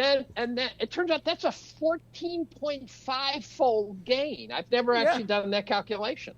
And so I got Mark Dow giving me shit about being a douchebag and stuff like that. And I said, I got to do a little math here. And it's 14.5-fold. Yeah, no, I was buying silver at $4 an ounce, and I was getting a 20% discount through the Liberty Dollar. I was buying silver at like $3.30 an ounce. Yeah, I was buying Eagles at spot. Can you imagine buying Eagles at spot? Yeah, Eagles at spot. I know. I was buying. Yeah, I was getting. I've gotten a lot of old European pre-1933 coinage at like below spot. So yeah, I started buying gold at $3.40. And I was talking to Chris Martinson one day, and we were laughing because people have said to us, well, it was so easy to buy gold because it was so cheap. And I always say, because there were 5 of us in the world who wanted the shit. Right. No one wanted gold. The Bank of England was liquidating everything. So you were buying it. You bought it Brown's bottom. That's hilarious. I love it. Yeah. No, I buy whenever gold goes on sale. It's just that simple. And same thing with silver. I buy a little bit. I haven't bought any since around 1200 back in 2000. I'm going to wildly guess it maybe 16 or something. Yeah, no, when it seemed to get into a trough, I bought some more, but I haven't bought any for years. I have a I don't know, watching the gold market like I have the last 20 years. I know when there's a short-term bottom. I almost always bottom to gold. I can't trade at all. I don't trade it. What I mean is I just go to my gold dealer. It's usually APMEX or somebody else, and I just go like, that looks like a great price today. Do I have any money in my bank account? I do. Okay, I'm buying. Well, I used to buy it from the local coin guy, and I'd pay cash. You wouldn't believe how much gold I've got off radar. Nice. Where's it at, Dave? Just in case we're in the area. It's buried right under the police station. Jimmy. It's buried behind his 12 very large dire wolf. My dire wolf pack, right? And then one day, here's the story. I don't know if I've told you about the time the guy I was going to buy like 12 grand from him, right. and he calls me and he says, I got robbed coming in the store. So I'd given him the 12 grand. He went and got the gold, and he gets robbed going in the store. Now, everyone said, "Oh, he just ripped you off." I go, "No. I'm positive. This guy is honest as can be." And he calls me, tells me he's shitting a brick about this. And I never told my wife the story. And so then I said, "Don't worry about me. I'll be fine. You got other customers to worry about. That's fine. Don't worry about me. I will be fine." And because I already made a fuck ton of money off his gold, And then I called him later that day, and to my utter relief, I said, "How are you doing?" And he says, "I'm just walking around my house." And they found him with a gunshot to the head behind his house 2 days later. And I told he killed himself. Life had been too hard on this guy. This guy was he had 6 kids. He lived in a chicken coop essentially, right? And I told my wife this story. And she says, "You lost $12,000. I go, "Candace, he died. We kind of got off easy on this little deal here, you know." By the way, the quantity of profits I made buying from that guy dwarfs that amount of money. So don't worry about it. He died. So in any event, gold's been good. Gold and silver. Gold's been good to me. Like it's it's always been good to me. Just make sure you buy. Like I said, I've been able to snip out I think I bought like every major trough of the last 6 years, and I don't buy a lot. A couple ounces here, a couple ounces there, and you just like move on with your life, and then you go on. And then the pile gets a little bigger, and you're like, oh yeah, there you go. Duffel bag gets a little fuller and gets a little bit more stacker. Full. Yeah, you're a stacker. Yeah, I'm a dirty gold bug. So what's the downside on the S&P in your opinion? What is a dark scenario for the S&P in your opinion? Let me go. I haven't looked at the S&P chart in like forever and a day because I only ever really just think about valuations and big bear markets. Where do you think the S&P could find? I'm a big fan of looking at long-term charts, Dave, and I'll tell you exactly what I think. So give me 10 seconds to load up if I can actually get some fucking bandwidth. Come on, investing.com. You're frozen solid. There you are. Yeah. While you're looking it up, Tom. Okay. I would say a bearish scenario on the S&P 500, really bearish. For me, it's 3,500. For me, it's 2,000 or lower. Woo. That's based on valuation. I understand where you're coming from. That's not a chart on that's valuation. Yeah, I'm a chart guy. I'm going to tell you that there's very significant support at the $3,500 level. But I mean, really bearish. The reality is that we may have already gotten our dip into the 4,800s to those highs there, and I'm looking at that. So next, if there's going to be another waterfall event in motion, 4,100. If you look at valuations from 1880 to 1990, and you define that as a baseline average, fair enough. 2,000. Okay, that's regression to the mean. So you're talking about more than half, and that would mean 60-70%. And that would mean a completely different valuation world in every other way. Like housing prices drop by 50%, everything drops by 50%. Right. Now, I don't see that coming. Not in a crash. Nikkei style. Mm-hmm. No one saw Japan coming. A long, steady drip. Yeah, just a grinding, brawl in a cowboy bar. You get up, you get punched. You get knocked down, you get up, you get punched, you get knocked down.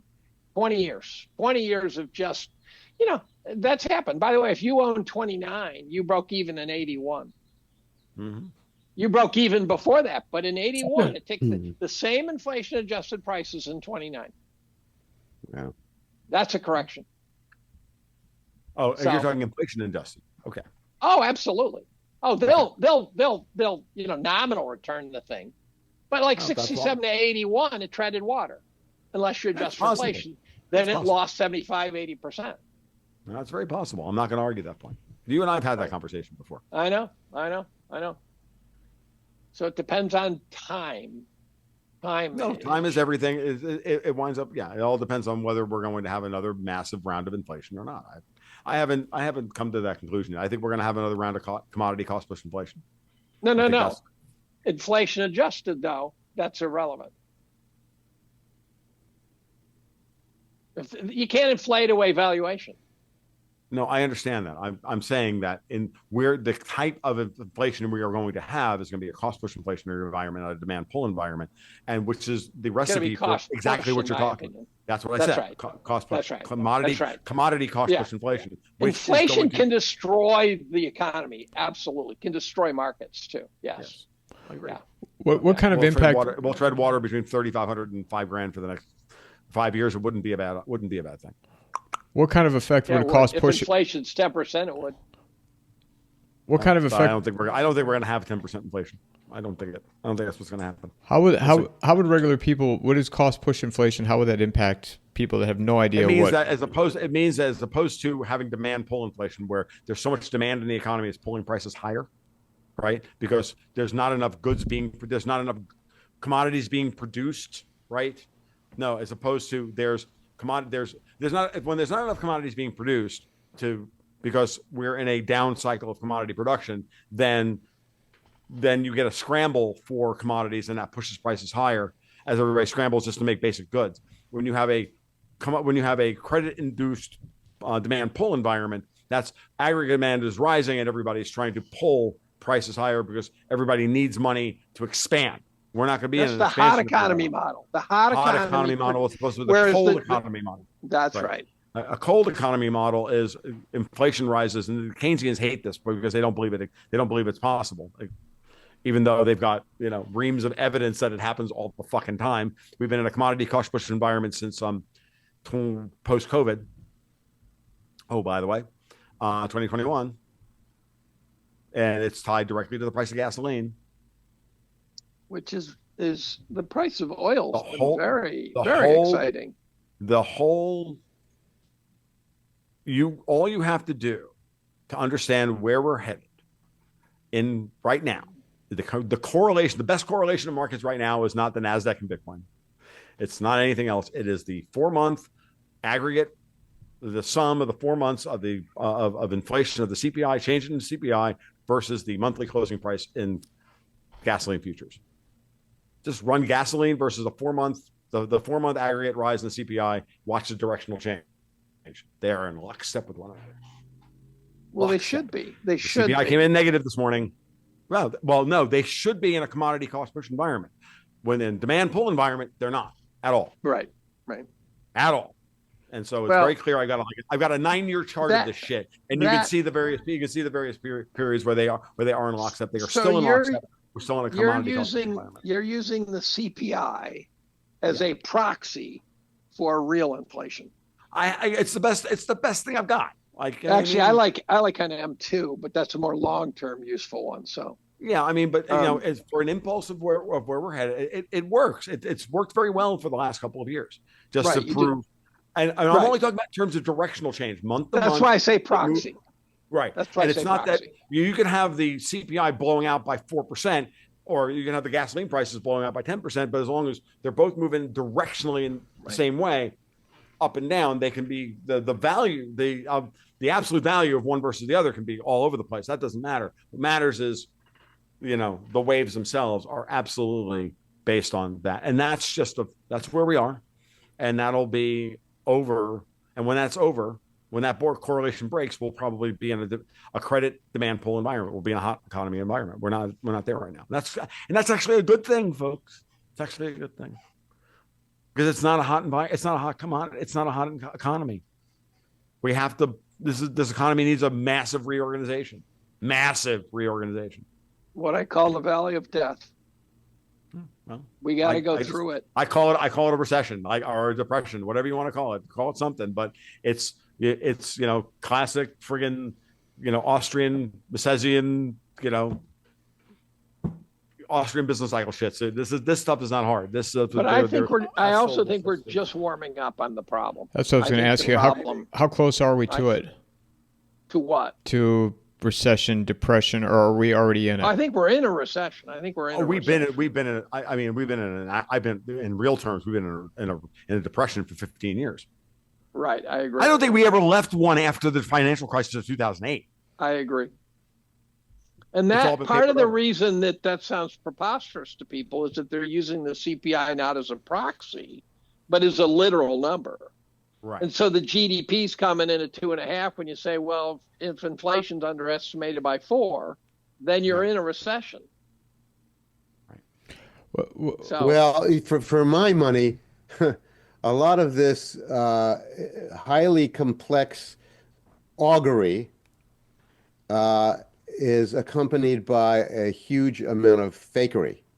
Yes. And so what I see this workout actually, and this is a workout that is being ostensibly created or caused because we're transitioning between being a financialized economy and a production economy. Right. And what I see happening is the tremendous perversions of price discovery being unmasked in the process, and us discovering that an awful lot of things that we thought had value don't have value. Exactly. Mm-hmm. And by the way, the other thing is, I don't think you can include health care in the GDP, and it's becoming a big chunk of it. That's Because the total healthcare is bullshit. basically the cost of a vastly depreciating asset we call the boomers. Yeah, And not only that, if but you it, think that's wealth creation, then ask me, would we be better off if we didn't have to spend any money on healthcare? And the answer is yes. yeah. Plus, not only is it a depreciating attached to it a depreciating asset, but it's a racketeering operation Yes. that's Oh doing my it. God. Yep. Which, The you other know, thing I've noticed curiously, guys, is how many times now do you run into little mom and pop operations that you all of a sudden smell the fact that big money owns them, and you just they're not broadcasting it anymore. So the private equity guys have quit putting their brand on these companies, but they're buying them. So I went to the dentist the other day, and the dentist had retired. There were two of them. One of them had retired. So he had to sell his practice to someone. There's this young chick, and I said, "Did you had to buy his practice?" She said, "No." And I said, "So how's this working?" And she kind of said, "Well, it's really complicated." And then I realized he sold his company. They hired her. yeah, she's And just what an they're employee. not doing, they used to do things like the vets have put the VCA logo on it, which is always bad news because they don't bring anything to the game. They just siphon off profits. They destroy companies. Now they realize that this is no longer necessarily viewed favorably, and so they're trying to make the mom and pops they're buying look like they're still mom and pops. Yep. Yep. I see the evidence of it everywhere, and now I see things like some guys, construction company truck, and I go, who owns them now? Yeah. Who the fuck Yeah. owns them? Is that drying up though? You're the second person to note that to me in the last couple of days. Yeah. Is that drying up though? The private equity? What's going to be a problem if we go into a liquidity crunch? That's for sure. Yeah. Because they're using probably the private debt markets a lot. Yep. You think, and or the no? private debt market and the private debt markets are going to, and if we wind up, the big question is whether we're going to wind up in a rising rate environment or not. I mean, I think the Fed's going to cut rates over the course of the rest of the year, but by how much? I mean, See, I don't know at all, but I've heard some smart guys say they don't think they're going to do that now. I don't think the Fed wants to be embarrassed by rates going against them. That's possible, but it depends on what happens in the belly of the curve. Let's watch the next next 3 months with the rollover, right? Which is again speaks huge rollover. Which speaks to my argument about why it was Europe trying to blow up the basis trade, because they're selling the 10s and the 30s and they're buying 2s. Okay, to create the inversion to sell the recession narrative. Well, the recession. You want to really talk about how fake and gay the fucking markets are? Stop looking at the stock market. The recession narrative also, it was surreal. We had a decidedly inverted yield curve, which I don't know how deep the inversion, I don't know the mathematical relationship of the depth to the recession that follows, but it was also the widest negative yield curve in history, and I don't know that relationship either. But it can't be good news. It can't be good news. And so all of a sudden people say, "Oh, we're fine." I go, "We just went through this gigantic trough of a yield curve inversion that always goddamn turns into a mess." Well, here's the thing, though.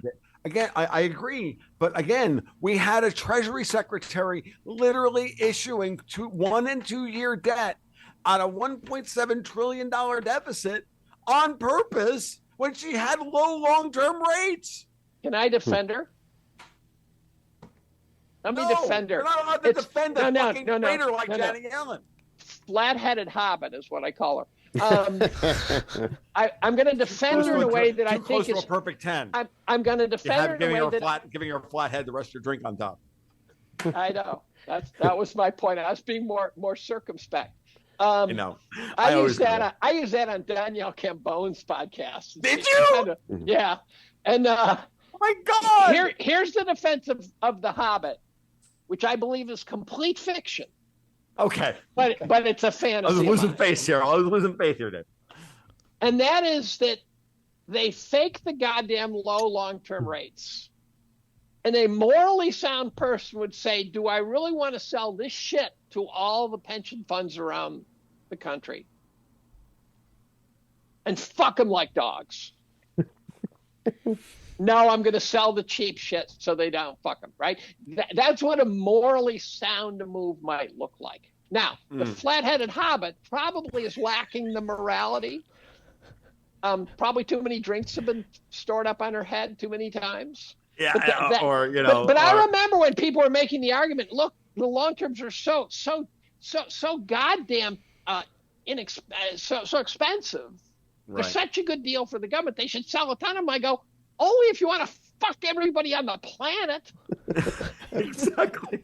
Right? And that argument always bothered me. And I go, do you see no morality problems with this fucking story? Holy shit.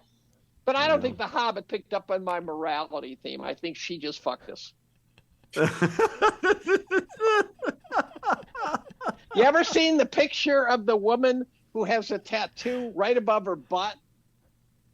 And one that's upside down right on her shoulder blades that says, my name is Linda. So the implicit being doggy style or getting head. You can remember who it is. Oh, God. What? Oh my! And on that happy note, Dave. I know we're getting kind of close. Who thinks that's a good idea? Let me ask you that question. I saw a guy the other day named Harold Cox, and I'm going, who would name their son Harold? Right? And you say, well, they didn't name him Harry, and I go, you forget what middle school was all about? You really not remember? You know, yeah. You know, I know we're running out of time here, so I want to bring one thing up and get you guys' take on AI and the evolution of it, and how, if you think it's moving quickly, and how it's going to impact in the next 5 to 10 years. And you wanted to wrap up this show. Okay. Quickly, I'll just say, I think the applications that we've seen on AI so far are probably the best ones that we're going to see. I think the best applications for AI are going to be in destroying most of the what's the word I'm looking for? World. The imprimatur of knowledge of the medical industry. I think that AI does a better job of aggregating real medical information and medical science than any other tool on the planet, and it can vastly outperform most of your doctors. And I think but it's outperforming the doctors because the doctors are hamstrung. Well, they're hamstrung by their standards of practice and all the corporate layers of bullshit on top of that. 7.5 minutes. They're not allowed to practice the medical arts. Right. I'm not going to argue that is true, but it's also just going to be it's going to help doctors actually become better at this, and it's also going to blow open a lot of the I think the nonsense that we've been dealing with in with the amount of bullshit that the pharma companies and big medicine have been. Yeah, well, one of the best things that AI could do would be to blow apart the standards of practice. Exactly. No, that's what I'm getting. That's kind of what I was getting at, Jim. Thank you. You did a better job of saying it than I did. Jim, did you say you had a concierge doctor? Did you say? Yeah, I do. I got a concierge. Yeah, that's going to be a thing. I have one as well. I've had one for years. She's wonderful. I think AI will, in specific applications, will be remarkable in some cases. I think when you focus it in and say, okay, use this, but focus on this topic. I think the big grand AI, I'm not sure about. I also think it's going to turn the world into a soulless place. I'm more terrified of it than enthusiastic, and not about taking over the world. I think I did a debate against Steve Keen on Zero Hedge, and I referred to it as squeegeeing information off the floor of the internet. I think there's a lot of crap out there, but I find searching by AI, one of the things it did is it took Google's moat, blew it up. Google had a moat that looked absolutely insurmountable, although I argued with many times that that's not a moat because with enough money you can buy yourself 100 million. You can buy yourself 1 million servers and do it too, right? So it's not a moat. But now Google's in the situation where they have to spend a fortune just not to lose. Yeah, well, Google did it to themselves by turning the search platform into an ad platform. There is no information on Google anymore, and that's what. And so for that point, I think AI is a great tool. I mean, I'll give you a perfect example of what I was just talking about. My wife put her entire medical history into Grok. Grok told her what to do. Said many things about her. I'm not going to go into my wife's medical history in specifics, and then my wife went to her doctor, ordered a whole blood panel about her, her allergens and this, that, and everything else. And she said and as opposed to her doctor saying to her, concierge doctor saying to her, well, and saying, well, your internet search does not trump my medical degree. She said, nope, Grok's right, correct, all the way down the line. She was in lockstep with everything that, so one, it, in many ways, in my mind, it validated validated my doctor in many ways that she's awesome. And then two, it's improved actually the doctor-patient relationship in some ways. If the doctor's open-minded, because you can get boneheaded doctors. Well, of course, when I was getting my bladder stone out, I was talking to my doc, who is below minimalistically informative. I had the former dean of the B school drive me to my appointment. He was sitting there. This guy knows communication a little bit himself. And he said he was absolutely below any minimum acceptable standard of communication. One point I said to him when he's talking to a nurse, I said, how about telling me something? How about telling me something over here? But I was Googling something that I said, by the way, according to this paper, you can dissolve bladder stones with dilute peroxide by jamming it up your dick. I didn't quite say it that way. And his response to me was, well, I've never done that. And I'm going, apparently. I mean, holy fuck. How brain dead do you have to be to give a stupid fucking answer? All he had to say was, oh, that's really interesting. I'll check into it. Boom. No, he did not say that.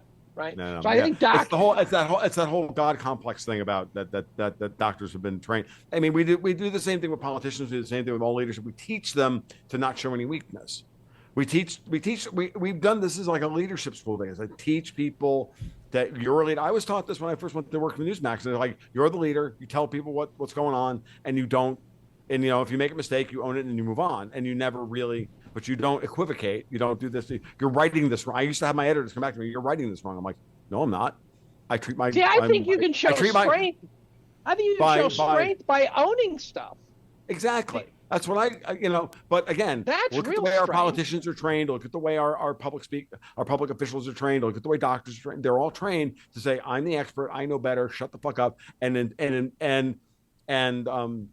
enforce the power relationship. And AI, I think, has a great opportunity to blow that wide open, because now all of a sudden you can go, but I've got this thing over here, and with these 15 sources saying this, and you're telling me that. But I just illustrated the power of it by when I wanted to find out how many Capitol Police were present, when I knew that I had the 5 dead ones. But and I said, oh, you should just ask Grok how many were there, so you can get a percentage fatality rate of cops. And if you went to Google, you wouldn't know how to search that.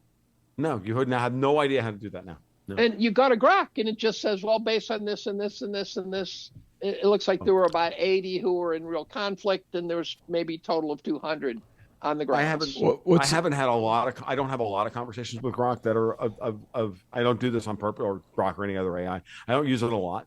But while I was working on my last newsletter for Newsmax, I was going through I was putting together my argument for why I think the European Union is going to bail everybody in and fuck the world and set off nuclear financial Armageddon.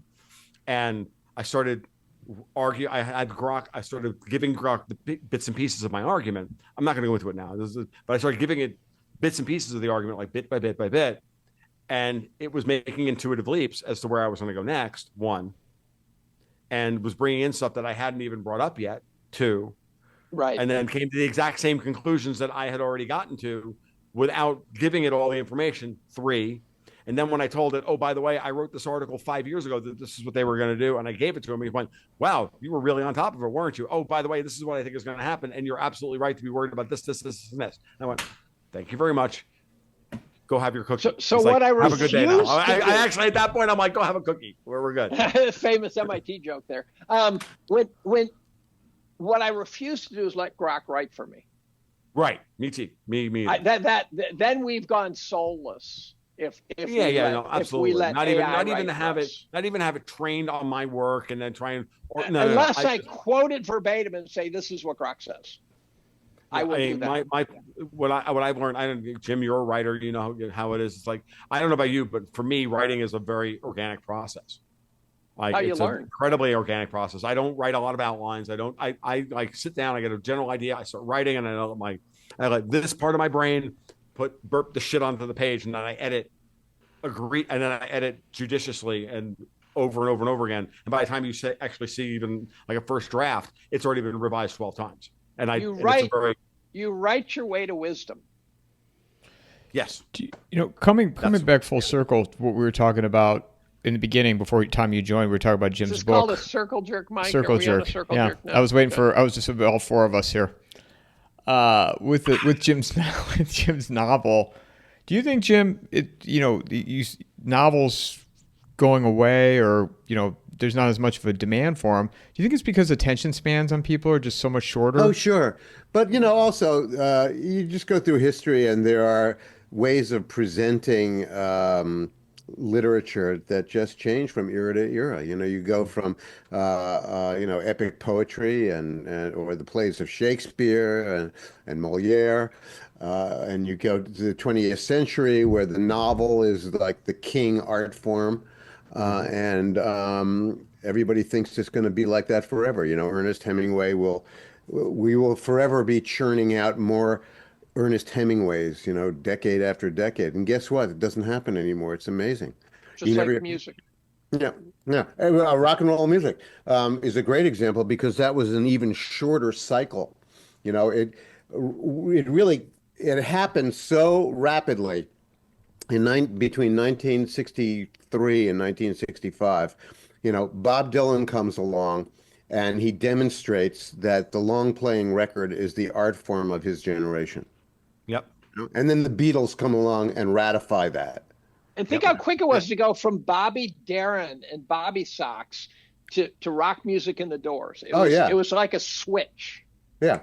And all of a sudden, it's like a major art form, and these people who are doing it are becoming gazillionaires, and it's all gone now. I live in an area that actually had quite a musical subculture, and I know a lot of musicians who, there's no place for them to play anymore. There's no more record labels and record deals. There's nothing.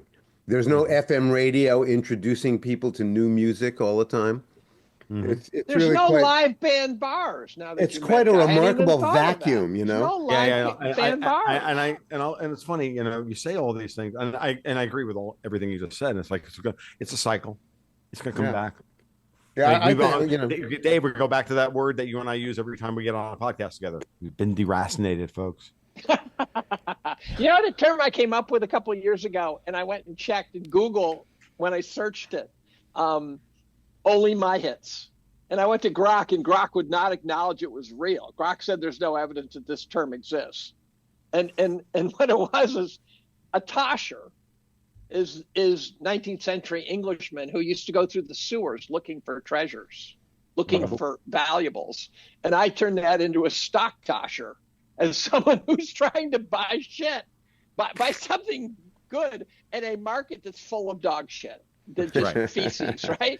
And I got no legs on it. I got absolutely no legs on it. Do you guys think the same thing for film then too? No, I think film right now is in perilous condition. We just, well, for one Wait thing. A minute, you didn't go see Snow White? Come on. No, I didn't. No, I am looking forward to seeing the last Mission Impossible movie. It'll be the last. Well, the most amazing thing to me is that Hollywood has totally forgotten how to tell a story, and that's the most fundamental part of it. They don't really. They have a schematic idea about dramatic velocity, but crashes. it's not just that. It's, the second act, the third act, all is lost moment, all that, and everything's got to conform to that template. But in the process of sticking to that template, the artistry has been lost. I agreed. The structure of a modern screenplay, which is a uniquely American invention, by the way, and has now been grafted onto the novel, even more so, is very important. And when you listen to really good filmmakers talk, what you hear from them is that they're always they understand the structure. The structure has to be there, but you have to write so well that the audience doesn't give a fuck about the structure. It just fades into the background. If you can see the architecture of the screenplay, they didn't write shit. Mm-hmm. Then it's not any good. And I will sit there and watch movies and I'll be like, oh, okay, yep. Here's the midpoint turn. There it is. Okay, this is what's going to come. And now you can start predicting what's going to happen. When you're watching a great movie, you don't care about any of that because you're like watching a great story unfold. Yeah, and so you're under a spell. There's only a handful of filmmakers capable of achieving that right now. Yeah. And mainly the Coen brothers and Paul Thomas Anderson and what about Godzilla? Chris Nolan is very good at it when he's on his game. Godzilla -1. Ryan Johnson is very good when he's on his game. I'll be honest with you. I absolutely adore watching. I'll be honest with you. I've watched a lot of them recently. I watched them multiple times. I'm like, the Chris McQuarrie, Tom Cruise, Mission Impossible movies are all great. They're all really well done. And I don't give a fuck about, I am not watching for structure at all. They're just moving from set piece to set piece to set piece. The story is unfolding. And strangely enough, they're really important. Like they're saying some really important shit. Like the latest Mission Impossible movies they're all about AI and Davos. They're like trying to stop the friggin' AI apocalypse. I only saw the first two. It's hilarious. They're ahead of the curve. I only saw the first. McQuarrie's always been that good. He wrote the Usual Suspects, for fuck's sake. Like, this is that guy. This is fictionalizing reality. Hollywood's job is to take reality and fictionalize it. Like Bourne Identity is just MK Ultra, right? It was just funny. I found them very, very interesting. I don't know why, but these movies have gotten under my skin. I only saw the first two. More than the James Bond film. I saw the first one and the second one. Those are only two Mission Impossibles that I've ever seen. Oh, all the Chris McQuarrie ones, starting with the 5, 6, 7, and now 8 soon to come out. Those are really good. By the way, the first 4 are very intermittent. They're very up and down. The X-Files have nailed a few things too. There's an X-Files out there, for example, that had a pandemic, and they had an mRNA-based vaccine. Yeah. And then the punchline was the vaccine is the bioweapon. And I'm going, oh my God, you guys just nailed it. And this was years ago. Here, let's get. Oh, go ahead, Dave. Sorry. I think they're getting these. Literally, it was an Alex Jones show. He said someone told him about some movie. I can't remember. So it's going to be vague, but where the CIA went to someone said, we want you to make a movie with this. We want you to make a movie with this plot. And it was one of those plots that's real. Right. I do think the way you desensitize people to the reality of the world is by putting out a fictional plot. Oh, agreed completely. There's no argument there. I'm not gonna lie. I can usually figure out which ones are the ones that the CIA has written. I can usually figure that one out. They have a big budget, by the way. They have something like a $500 million budget. That's why I was very, I was tremendously surprised when I finally got back into them and watching them. I was like, whoa, these are good. And Chris McQuarrie is one of those screenwriters. I mean, I follow writers and I follow directors more than I follow actors or anybody. I've always followed writers and directors and sometimes producers in film, looking for those guys. So, I've been a Ridley Scott fan since I saw Alien, for fuck's sake. That kind of thing. You follow certain people and you certainly follow certain screenwriters, because there are very few good screenwriters in Hollywood. Sigourney Weaver. I want to get Jim all worked up. Tom, is Jim, you excited for Superman this summer? Couldn't give less of a fuck about it. Me either. Like Henry Cavill's not Superman. Fuck you. This restore the Snyderverse didn't happen. Fuck you. I don't care. Jim hates I'm the biggest super. fan in the world. I'm done. Actually. I'm literally done, dude. Like release the air cut. Don't give me fucking this bullshit. The genre that I can handle watching bad movies is sci-fi. I can watch bad sci-fi. Oh yeah, every day and twice on Sunday. You dropped a bunch of guys on Mars. Have a ball. Do it. Fine. Ready? You want to watch a great screenplay? Watched it the other day with a friend of mine. He'd never seen it. We watched the original Planet of the Apes. Oh, those are great. The first one is close to a perfect screenplay. I'm hoping that's not fiction. Of course, it's Rod Serling, for fuck's sake. By the way. Yeah, he did everything. All right, Frank Schaffner's director. Rod Serling did the final draft of the screenplay. That movie is wait a minute. Serling did brilliant. That movie? Serling did that movie? Serling wrote the fucking screenplay. Schaffner ends the Planet of the Apes with the shot of him seeing the Statue of Liberty. The Statue of Liberty in the ground. His next movie, he opens up, it's Patton, and he opens up with the big fucking flag and Patton with the 8-minute monologue. Like no one was working. I mean, he didn't make a lot of movies. This fucking guy, but he made like 3 of the most impressive. Planet of the Apes. He was on a fucking roll. Planet of the Apes, Patton, Papillon. I want to hide 3 fucking amazing movies. I want to ask. I think the old man only made like 7 or 8 films. I'll tell you a good movie fairly recently that I thought was really good. Godzilla minus one. Threaded the Dave, needle. Godzilla minus one. Is it Godzilla minus one? No, that one you didn't. You made me watch it. Didn't do shit for me. Godzilla minus one. Don't look up or just look up. Don't look up. Don't look up was hilarious. It was hilarious, and it was super political, but not biased. It wasn't offensively political. No, I love it when the general sells them snacks, and they find out that they're free, and the general sold it to them. Shit like that. That was a great movie. I actually rewatched The Martian. I find that entertaining. That's a great movie. We rewatched it. I rewatched. Someone mentioned this the other day on the radio. I rewatched. My wife was away for 3 months, so I was watching some late night movies. I rewatched Dave. It's a good movie. Yeah. Haven't seen it in a long time. It's feel good. It's kind of like Doge now, right? It's kind of got that feel to it. Given where we are right now, everybody should go back and watch A Fish Called Wanda. And that's very clever. Very clever. And you movie. should watch that movie because of the animosity between Americans and British, because that's what that movie's really about. It's about how much the British and the Americans really don't like each other. That movie. The one guy who I could stand to see more movies from is the guy who made American Hustle and David O. Russell. David O. Russell. David O. Russell. Yeah. He did The Fighter. He did The Fighter. That was a splendid movie. He did The Fighter. Three Kings, fabulous movie. What about The Fighter? The Fighter. That was an excellent movie. The Fighter. Tom, you didn't see that? Oh, Mark Wahlberg, Christian Bale. Yeah, fantastic movie. Three Kings, Silver Linings Playbook is a great movie. I love that movie too. Big Flamingos. Fuck you. Well, last. One more for all you guys. One more for all you guys, and then we'll wrap up. And I'll make this is a short one. Tell me if you like Gene Hackman. Eggs, Babs. What's your favorite Gene Hackman movie in tribute to him, Jim? French Connection. Dave. What's the name of the movie where he is the spook and Mel Gibson? Not Mel Gibson. Enemy of the State. Yeah, with Will Smith.